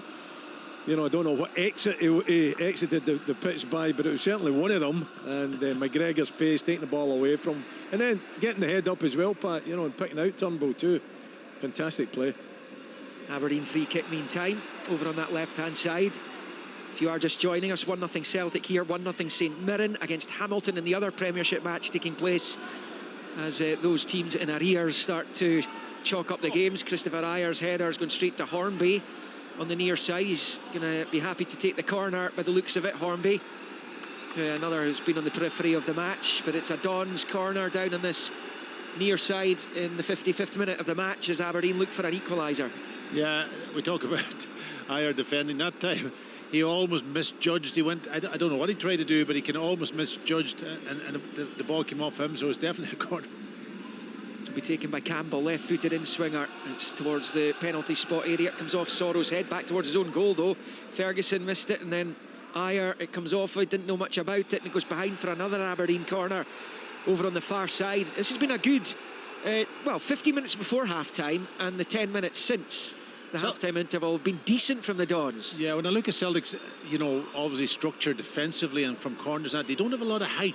No, obviously Ayer's the only one that's really towering. The rest are all... Well, look, Sorrow's up against Ash Taylor. I mean, that's a non-contest. In comes the corner. It's right to the back post. Comes off Hornby's head, but he's headed it away. And Sorrow can lash it clear up towards halfway, where Johnny Hayes eventually gets it under control. Oh, Turnbull's there, puts enough pressure on to force Hayes into the error, and it's Sorrow rolling it back to Turnbull wide in the right. Aberdeen trying to get players back, but it's Celtic coming forward with Callum McGregor. Couldn't quite get between Andrew Considine and Hayes that time, and he finds Camberry, who rolls it out to McCrory on the near side. Johnny Hayes counting his lucky stars a little bit there. No, absolutely, and Turnbull robbing him, and Johnny Hayes, it was a big heavy touch, wasn't it? You know, and giving Callum McGregor the chance. Listen, there was passes on. Sorrow should have released Edouard down the left-hand side, and that would have been an even better chance. Celtic have it at the edge of the Aberdeen box with McGregor to Edouard on the 18-yard line, pinched off him by Taylor.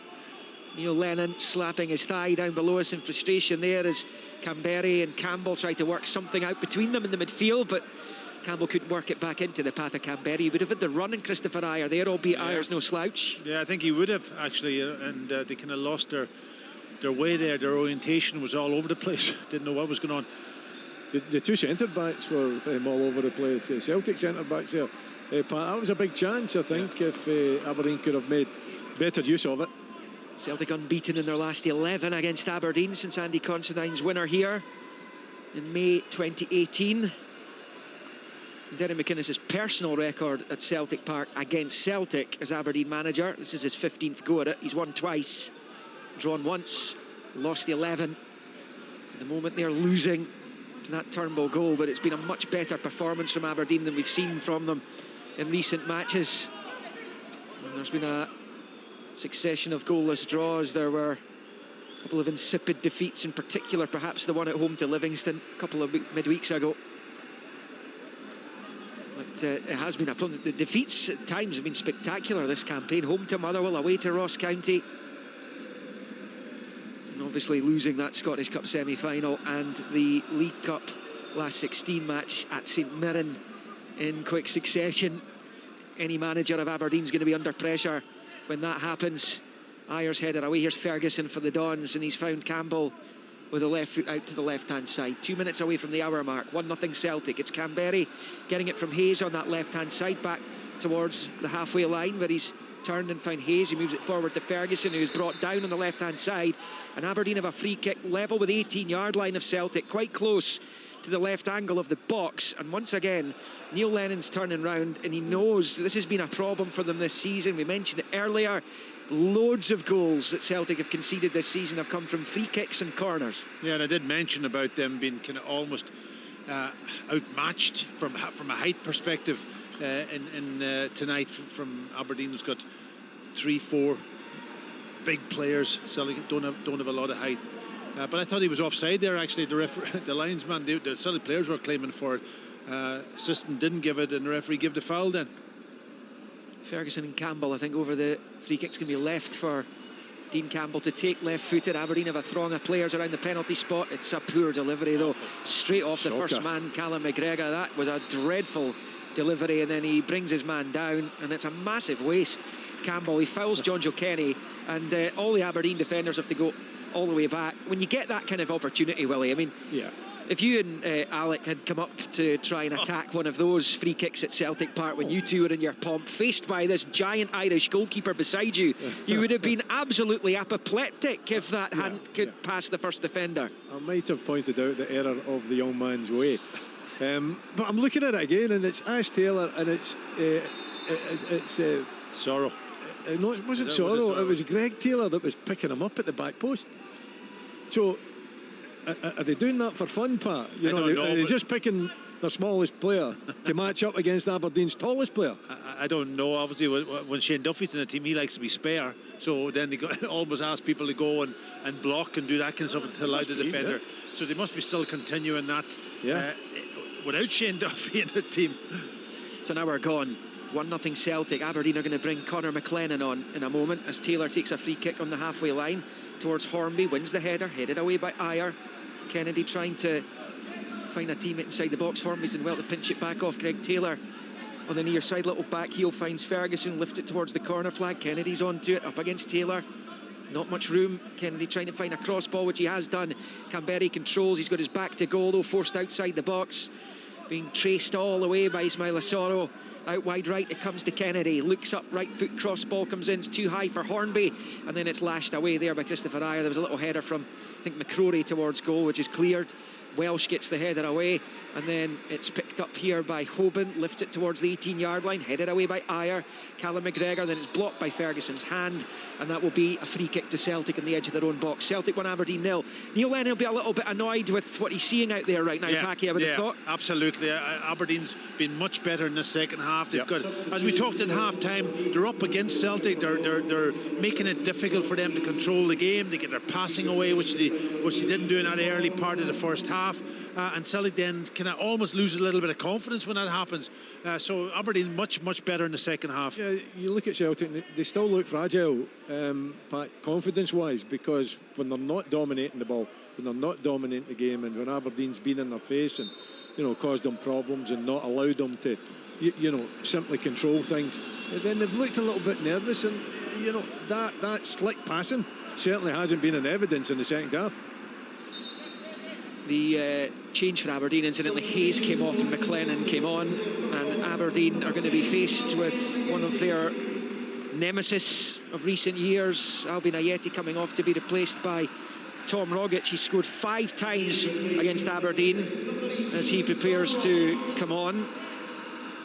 It kind of, for Aberdeen, I suppose, feels perhaps more than 5 goals, but the one he got in the Scottish Cup final was probably worth more than 5 goals when he sealed the first of the trebles, the first of the 4 trebles as it ended up being, and he has replaced Ayeti. So a change for both teams there. I'm not sure there was a problem for Johnny Hayes, but Conor McLennan has come on. He's recently signed that new deal to remain at the club as Celtic pick up a throw-in down on this left-hand side, Packy.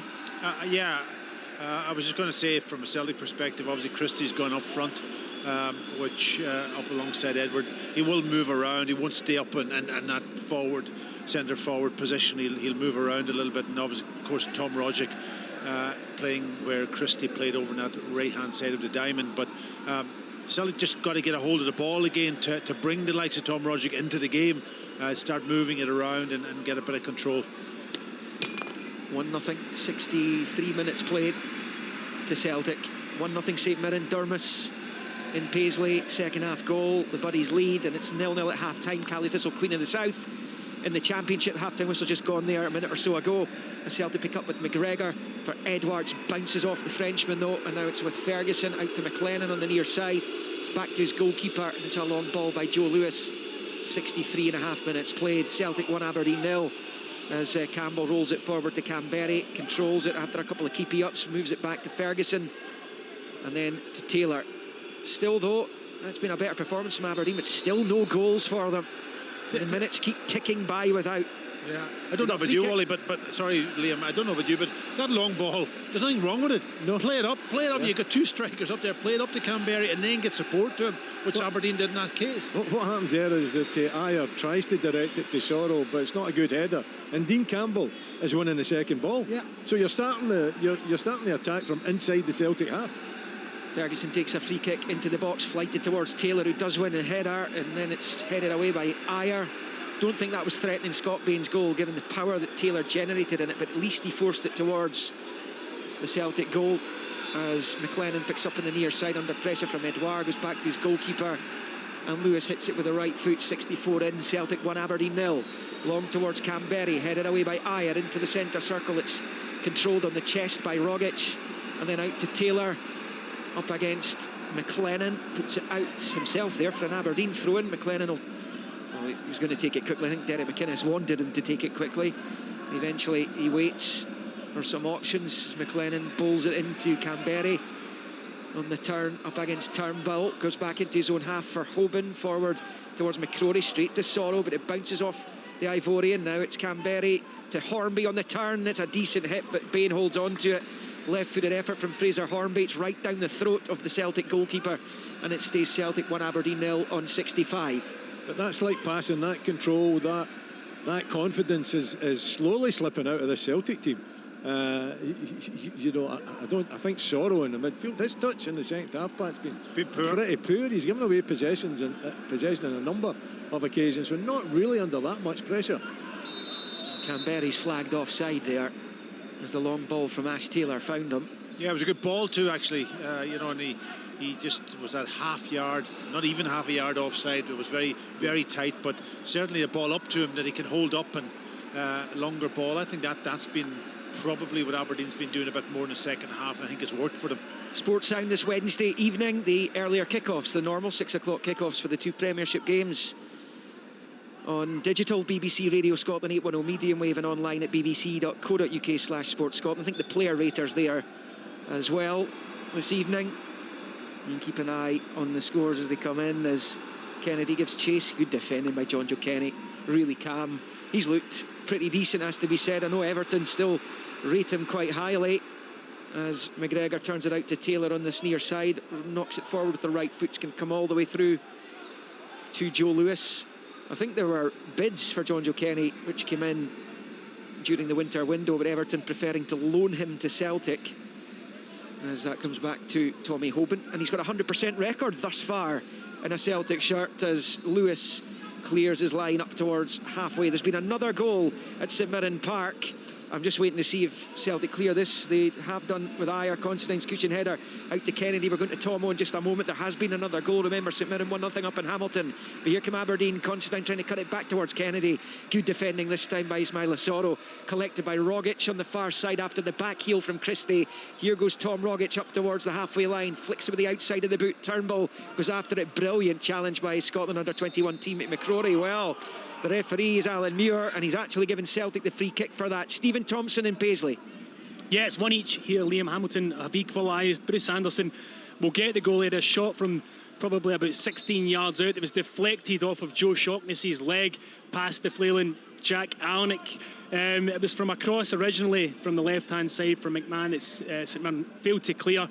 The ball broke to Anderson. He turned, swivelled, hit a shot that looked as though Jack Alnick would save, but when Joe Shaughnessy put out his foot, it deflected past him and he was helpless. One each. And a little look over at Willie Miller when I heard Bruce Anderson had scored again for Hamilton Accies, and Aberdeen can't buy a goal. Their lone strikers banging them in all of a sudden for the Accies. Yeah. Derek McInnes booked, by the way, for his protestations after that McCrory challenge. But I didn't think there was much in it at all, and it had every right to be sort of almost frustrated on the sideline, but to get booked for it, unless he said something to the assistant. But come on, grow up. Absolutely. Match officials, for goodness sake. He's taking a batter, he's taking a pounding, Derek McInnes, and he's maybe said something, but I don't think he's been jumping up and down in the touchline as far as I could see during this game. I think he's been harshly dealt by there. 22 minutes I agree, left as it goes out of play for a throw-in on the far side. This is about level with the Aberdeen penalty spot. The Celtic look for a, you would think, game-clinching second goal. but they have lost control in this second half. They haven't been as dominant as they were in that first half. Nowhere near it, Packy, have they? No, and that's down a little bit to themselves, maybe giving the ball away at times, not maybe the movement off the ball, but also the harder work from Aberdeen. And putting tackles in and getting closer to them. There's McGregor, forward to Edouard, up against Tommy Hoban, rolls it back to Ismaila Soro, midway inside the Aberdeen half, little ball in towards Taylor, he controls but the flag's up. Anyway, actually Joe Lewis managed to snuff it out at his feet. 21 to play, Celtic 1, Aberdeen 0. Yeah, it's two managers under incredible pressure. Neil Lennon's alleviated it slightly over the last 4 games, looking to make it 5 successive victories today, but it's all about the league title for Celtic, and they'd get back to playing the same number of games as Rangers tonight but still be 15 adrift. So that underlines where they are as Celtic give it away. McLennan can't get it into his stride though, but it's won back by McCrory, who goes down, challenged by Taylor. Aberdeen free kick midway inside the Celtic half. It's slightly right of centre here. It will be a decent angle perhaps for Lewis Ferguson to try and get decent delivery into the Celtic box here. 1-0 it is to the champions with just over 20 to play. It's probably their best chance to score a goal, I think, Aberdeen, from the set play. Plenty of height there. That's Taylor at the back post. Who's he got marking him? I think it's Kenny this time. He's a little bit taller. Ferguson, he's rolled it low into the box. Canberry on the turns, a brilliant block by Christie, and goes behind for an Aberdeen corner. Yeah, it was well worked, wasn't it? Off the training pitch. Or whether it was instinctive from Canberry. The space was there for him to exploit. I don't know if he's long enough at the club to come up with that one, but certainly it was a nice little run, but it was a good block. I think he arrived on Friday night. He was straight into the team on Saturday. Yeah, I think he's intelligent enough to, see that opportunity, and he loves that run across the face. Campbell takes the corner. It's headed away by Christie. Gave it away in the first place with a brilliant challenge, and then the whistle goes, and Alan Muir points, and it will be an Aberdeen free kick, which is taken in the centre circle. Hoban, then McLennan, long ball into the box, way too close to Scott Bain, and with about 19 to play, Celtic 1, Aberdeen 0, and the home team are going to bring on the club captain Scott Brown in what will be their second change of the evening. Yeah, they realise, I think Neil Lennon realises also they've lost control of the game, and they're hoping that Scott Brown will come on and start dictating a little bit more in midfield, getting himself on the ball, and maybe the other players responding to him also. Ferguson won the ball there, took a sore one. The referee's going to stop it because he's taking a bang to the back of the head there, the Aberdeen midfielder on the far side. I'm not sure he gave the free kick, Alan Muir, but it will be. No, I didn't think so. So it'll be a drop ball, and it will allow Celtic to make the change. Soro will come off to be replaced by Brown. A really good first half, a couple of good defensive moments in the second half as well, but the guys mentioned he's just a little bit off the pace, and when you're playing in that kind of metronomic role just in front of the defence and in the engine room, perhaps you need to be on it more than anyone else perhaps in the game. 72 almost played, Celtic 1, Aberdeen 0, and it's Brown on for Soro. Yeah, well, I also think when Aberdeen play that ball from back to front a little bit, the midfielders know where the ball's going from Aberdeen's perspective, so they can get out higher up the pitch, they can follow the ball, they get in there, and when the ball drops in midfield, then they're there to win it and tackle, and that then takes away from Soro's type of game, because he wants to get on the ball, he wants to pass it, he wants to have time, he wants to have a bit of space, and when the space isn't there.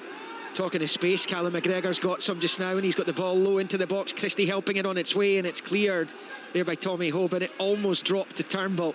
Brown gets his first touch of the ball on this near side. The veteran goes down under pressure from Canberry. Celtic play on, and it is Christie gliding around and passing it to Kenny. First time looking for Rogic, too close to Considine though, and he clears his lines across halfway. Remember, 1-1 in Paisley. Durmus opened the scoring for Saints. Bruce Anderson on loan from Aberdeen scores his second in 2 games, and Aberdeen are chalking up the minutes without one. In fact, if they don't score in the next 17 minutes plus injury time, they'll set a new club record, an unwanted one, of 6 games without a goal in a row, and that's not something Derek McInnes wants on his Aberdeen CV, especially now when he's under more pressure than he has ever been in his almost 8-year tenure at the Dons. Only 4 times in the club's history have they gone 5 games without a goal. 2 of them have come in his watch, because it happened a year ago as well,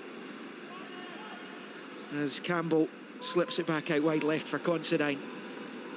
It happened under Eb Scovda at one point in league games, but he scored a goal at Livingston, so that stopped that run all told, as it comes off Hornby and goes behind for a Celtic goal kick. It's the long ball almost found the Scotland under-21 international, who yet to catch fire in an Aberdeen shirt. I think we've seen, Willie, in the two games, difficult to judge anyone because of the conditions on Saturday at Pittodrie. But I think we're seeing enough, certainly tonight, to suggest that Florian Camberry can have a decent loan spell in an Aberdeen shirt. I think so, yeah. He's shown a really good attitude. Intelligent player, you know, you just have to watch him, his movement, his touch on the ball as well. He knows how to hurt defences. You know, that strike and the couple of chances that he created in the first half, I think it leads me to believe that it'll be good in Aberdeen Red. And down to the kind of last quarter of the season, of course. The games tick by. The campaign, we didn't know if it would finish. It looks highly likely that it will now, as the handball decision goes against Tommy Hovan. Celtic have a free kick as they try and kill the game. Yeah. And it's in a decent position again, Packy, slightly left of centre. It is in a very good position, and again, I don't know whether his hand's it's out, not. But like it's flicked up from about a yard away, and he's not intentionally putting his hand out to block the ball, and I think he's very unlucky to get a free kick against it, but it creates a great position for Celtic. Yeah, there's people in Blazers that make these decisions, and it's spoiling the game, to be honest. I think it is to give advantage to the attacking player, but I don't think it's right. Well, David Turnbull will fancy this for sure. If it had been the other side, I would have thought Christie would be the more likely candidate, but this is left of centre. It's on Turnbull's right foot. 15 minutes left. Celtic leading by 1-0. Turnbull and Christie over this.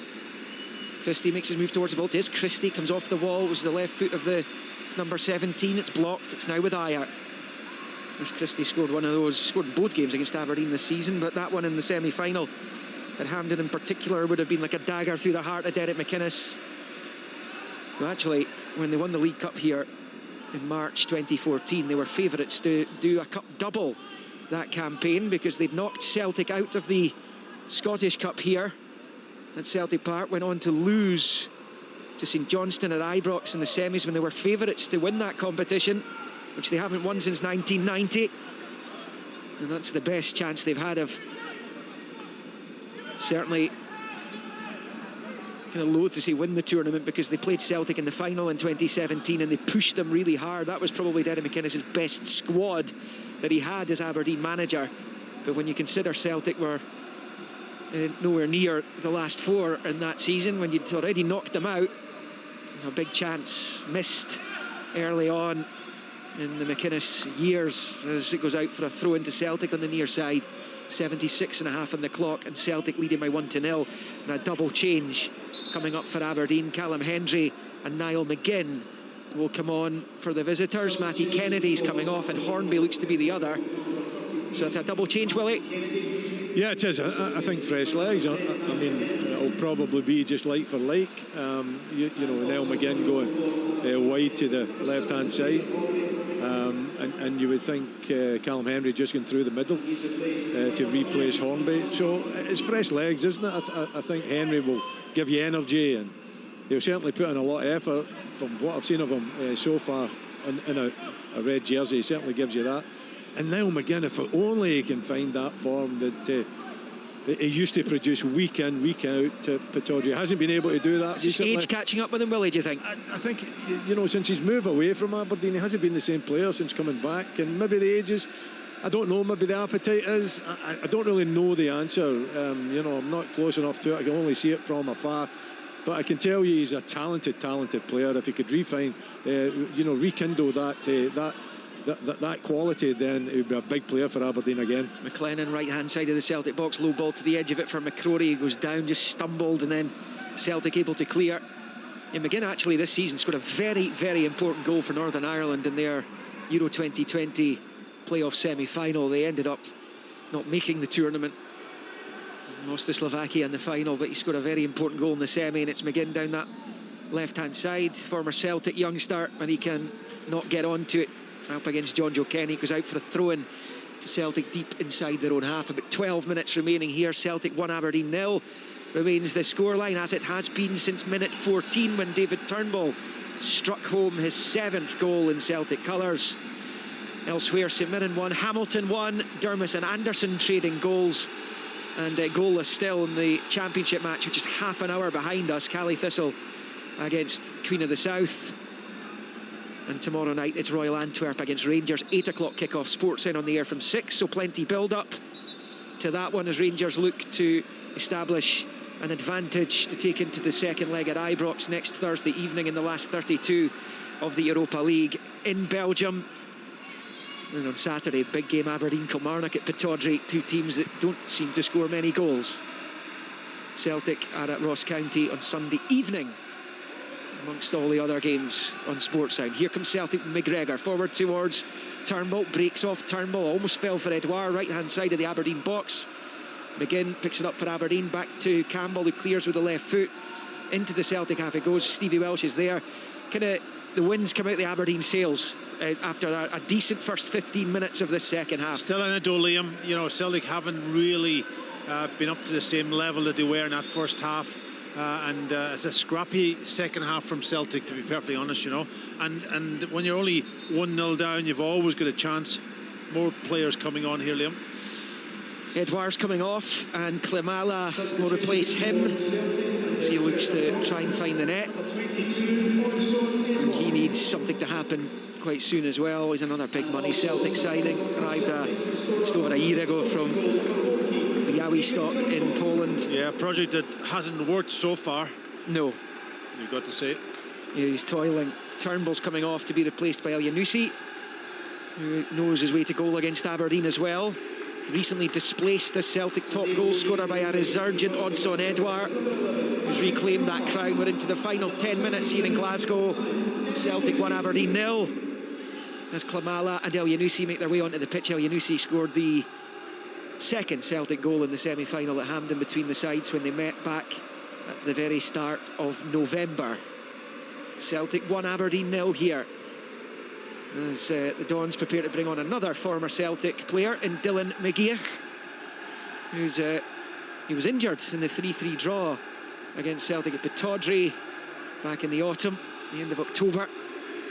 He's only recently come back, started against Hibs, didn't look fit. As Celtic come forward, Rogic to Christie. Christie in the edge of the box, lifts it over Lewis, but over the crossbar as well, and it will be a goal kick. But Ryan Christie, the audacity of it, but he knew exactly what he was doing, knew exactly where his former teammate Lewis was standing, fancied his chances, and it's Ryan Christie is always going to have a goal like that, isn't he? It's magnificent effort as Campbell is replaced by McGeoch. Yeah, just bumped up on him, and he kind of almost knew exactly, as you rightly say, what he was doing. Just got a wee bit too much on it, but Lewis was well off. He was probably nearly out in the 6-yard box. Yeah, I know he's tall, yeah, but I know. But I think he would have been beaten all ends up if that was a little bit less on that ball. Yeah. I know, Willie, one thing that irks the Aberdeen supporters is that Ryan Christie has scored, in particular, 2 very important goals against the Dons. The semi-final recently, as I mentioned, and the League Cup final winner as well a couple of seasons back. It irks them that they were the club that actually gave Ryan Christie the impetus and belief to go on and have this fabulous Celtic career that he's been enjoying. Yeah, but he contributed, Willie. Yeah, he contributed did, to Aberdeen also. You can't. Oh, he was making off for 18 months. He was superb, absolutely. No, it's come back to bite them though. Yeah, it was a big player, and I think it was against Hearts, wasn't it? Because he wasn't getting a game for Celtic, and he scored the 2 goals. Was it a semi at Motherfield? Murrayfield that he really made the impression, and he's just grown and grown since then. Could have been back at Aberdeen if Celtic had signed John McGinn, as Elyounoussi picks it up in the edge of the box. McCrory with the challenge. Taylor will knock it away. Sliding doors, isn't it? As Ferguson clears all the way through, it comes to Scott Bain, who dinks it back to Ayer. And then the big Norwegian brought down by Hendry, who was sent off earlier this season by Alan Muir, who's in charge today, and it was against Aberdeen on Boxing Day in St Johnstone colours, who he's on loan from. It's a yellow only for Ayer. You could hear him yelping. I don't think anything hurts that badly to put out a yelp like that. Yeah, he was caught, but I don't think it was a particularly bad tackle. No, put him off balance, he went down. But you can also squealed. see I think it was being pointed smiling. out. I think Derek McInnes is pointing it out to him. Yeah, I used to hate that part. Absolutely. When you played in European competitions and you went near an opponent and they went down, squealing when you hardly touched them. Yeah, and obviously nobody came on to give him any treatment. He's obviously got on his feet, and then he starts laughing at Derry McInnes. So that's not good. Yeah, they're very delicate flowers these days. Not like you hardened old pros. As Welsh plays it short to Brown, right-footed chip ball down the right flank was John Joe Kenny. 1-0 Celtic. We've got about 6 and a bit minutes of the 90 left as that goes out of play on the far side for a Celtic throw-in. Derek McInnes striding up and down his technical area, hands in pockets. He's been agitated all night, hasn't he? And he is agitated. He's agitated with how things are going. He's agitated with the criticism that's coming his way. Well, you know, Aberdeen, they've definitely played a bit better in the second half. So they've been more in this game, but they haven't created anything, Willie. They haven't really created anything, and that's the big Achilles heel for them. If you can't score goals, you're not going to win games. Yeah, nothing really in the second half. You know, had chances in the first half, created it, definitely, and it's been a better second half for them, mind you. I don't think it could have been much worse in the first half hour because they didn't take part. But Celtic seem to be stumbling towards victory because they haven't been good in the second half, Pat. No, I agree. There's McCrory for Aberdeen moving towards the Celtic box. His pass forward is cut out though.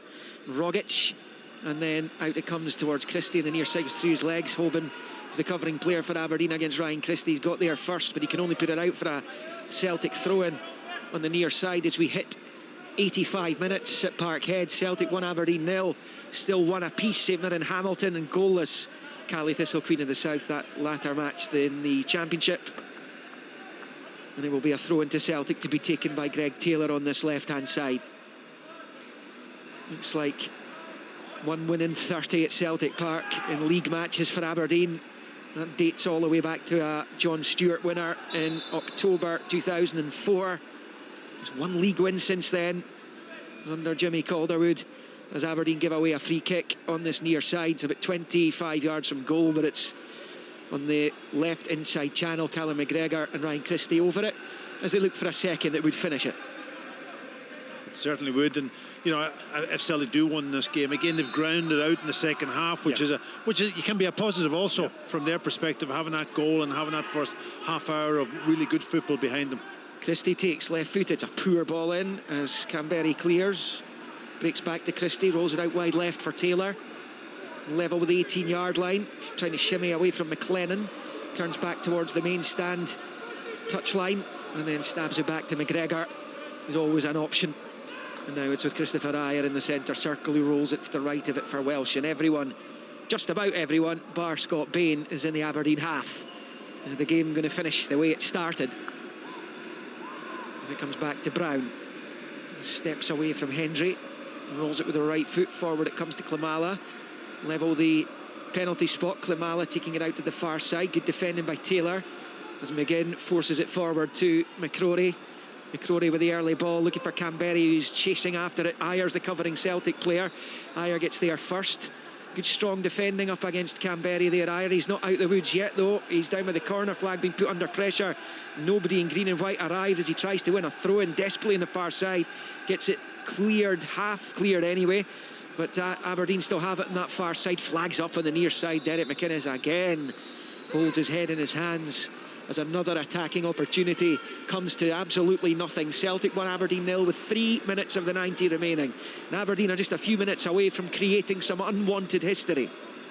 Well, they are, but they have created chances in the game, all in the first half, I would say. But you're right. I mean, it's been a struggle for them. It's been a struggle creating and taking chances for all of the season, not just recently. But the recent record is just 1 win in 10. Pretty desperate to defend. They might get a draw out of this, but it's looking like it's going to be 1 win in 10 regardless. Can't see them scoring twice here as the yellow card comes out for Lewis Ferguson. Yeah, high foot, I think, on McGregor. And from Celtic's point of view, just Christopher Ayer there, he did all the right things in that corner, and then he could have passed the ball back to the goalkeeper and he clears his line. Then he takes an extra touch and puts himself in all sorts of problems. That's the instinct of being a defender. Yeah, it was an easy pass back to Scott Bain as well. Takes all the pressure off, and he didn't elect to go back to the corner flag. Here come Celtic with Taylor. He's run it out though. Aberdeen have a throw in. The clock sitting on 88 minutes 20 seconds. 1-0 to the champions as McLennan prepares to take a throw. It's about level with his 18-yard line though. Aberdeen need the ball up the other end of the pitch to look to try and take at least a point, get a goal, might just get them going. In third place is huge this season. It's looking, as Bain clears it under pressure from McGinn, it's looking increasingly unlikely that the Scottish Cup's getting played, given the lower league sides are in cold storage just now. That continues, shows no sign of coming back, so with it would fall the Scottish Cup as Christie picks it up, rolls it through. It's a lovely ball. Klimala's in, good save Lewis. Considine does well up against Rogic. Aberdeen just about in the game as it's cleared, and McGinn gives chase down that left hand side, being chased by his former teammate Brown. Last minute of the match, and at least of the 90. 1-0 Celtic. McGinn switches the play left to right. McLennan at the right angle of the box, a good delivery, and it's flicked away and behind for a corner by Celtic. A really good ball in by Conor McLennan. Yeah, chances at both ends. It was a really good chance for Ayeti. The goalkeeper did really well. Ayeti just looking at Klimala. Oh, was it Klimala? Yeah. Sorry, apologies. Ayeti's off the pitch, of course. Klimala. He just was looking at a goalkeeper trying to flick it over him, and he was out on top of him. And then it comes up the other end. And it was a really good ball in, and a good defender from Ayer. McGinn will take the corner for Aberdeen. Last minute of the 90. They haven't scored in 5 matches. McGinn takes, and it comes, and it's flicked away by Brown. Good defending by Scott Brown. Celtic have looked a lot more comfortable at set plays this evening than they have done at many points of this campaign. 4 minutes of injury time, by the way. We're into the first of those now, and Aberdeen have a long throw and about level with the Celtic penalty spot on the main stand side. Yeah, again, it's probably their best chance, you know, the long throw, the corner, the set piece. Taylor takes it into the 6-yard area, comes off Christopher Ayer's head. It's all the way back out for Taylor. Decides to loft it back in, first time with the right foot. The header from Ferguson only takes it out to the left-hand side of the box. He took it wide, and then Kenny clears it with the right foot. Aberdeen pressing Celtic back in injury time at the end of the game. McLennan picks up, long ball towards McCrory, wins the header. Opportunity perhaps for Aberdeen. The shot at goal blocked by Welsh. That was on target, you know, as it pings out to the far side. McGinn keeps it in play, looks up, cross comes back in, diving headed away by Brown. And then Klimala tries to get onto it on the near side, won back by Ferguson. Now with McGeoch, looks up, long right-footed ball towards the 18-yard line, headed up into the air by Brown, and then it drops back onto the Celtic skipper's head, and he nods it clear up towards halfway for McLennan, gets onto it. Now back to McGeoch. Willie Miller, Aberdeen pressing for an equaliser in injury time. Yeah, you know, as a big press on as well, and they've got all the big players up, and they've kept them up to try and put pressure on Celtic. You know, you just wonder, is it too little, too late? But at least they're putting that high press on, and you know, the defenders haven't come back. They're hoping that they'll get a little sniff at the goal with this cross. McLennan in, it's too high for Taylor, and it drops. Canberry couldn't get there to come off a Celtic head though, behind for a corner. It's finished 1-1 in Paisley, 1 apiece between St Mirren and Hamilton Accies. Durmus gave the Buddies the lead early in the second half. Bruce Anderson on loan from Aberdeen gets his second in 2 games, and it finishes a point apiece in Paisley. Keeps Accies' unbeaten run going as well.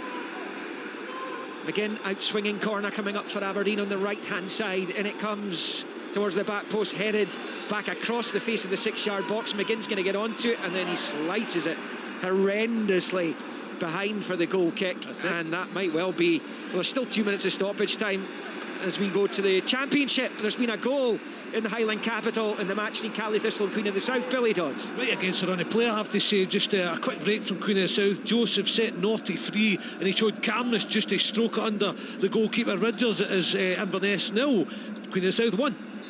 The brilliantly named Naughty with the goal for Queen of the South. 1-0 to the Doonhamers in Inverness as we go in towards the final minute of the 4 that were added on by Alan Muir here on Sports Sound, where it is still Celtic 1, Aberdeen 0. The Dons might get one last opportunity.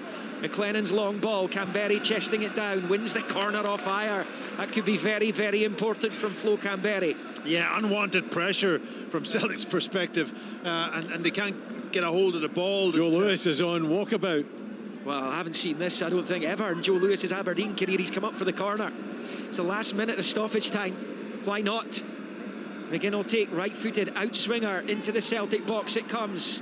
It breaks down and then cleared eventually by John Joe Kenny. I was going to say, if Aberdeen were going to break their goal-scoring duck with their goalkeeper, we could all pack it up and go home, as that's cleared by Christie for Celtic. And Aberdeen going to get another opportunity. They might well do here. I think they've been given a free kick by Alan Muir, and it's in an attacking position. It's not a shot on goal distance. It's out on this near side, but it's a chance to load the box, and it's now or never for the Dons. Well, they'll go 6 games without a goal for the first time in their history. McGinn's cross is headed away easily in the 18-yard line. McLennan's got a chance to put it back in. Big chance perhaps for Ferguson, and then Bain holds on. Ferguson was in on the goalkeeper. The referee blows the whistle. Ferguson was booked 5-10 minutes ago. There's a melee of players surrounding Scott Bain, who's on the deck, who took a sore one from Lewis Ferguson. First things first, Celtic have won this game of football now. After the free kick's taken, it will be game over. As Alan Muir sorts things out, it doesn't look like there's any action being taken against Lewis Ferguson. Celtic have defended it. They're going to win this game, and Aberdeen are going to go 6 successive matches without scoring a goal for the first time in their history. Yeah, listen, they've defended the box quite well, you know. A lot of pressure on from Aberdeen. The disappointment is from Klimala up front. He hasn't been able to hold the ball up since he's come on the pitch, and that's allowed then Aberdeen to gain possession and keep the pressure on. But Celtic will be happy to get out of this with a shutout. It is all over, and it is a win for Celtic. It is a 5th successive victory for the champions as they reduce the arrears at the top of the Premiership to 15 points, though they have now played the same number of matches as the league leaders Rangers, who are on European duty tomorrow. And as we were just saying, Aberdeen have created some unwanted history. They've gone 6 straight matches without scoring a single goal for the first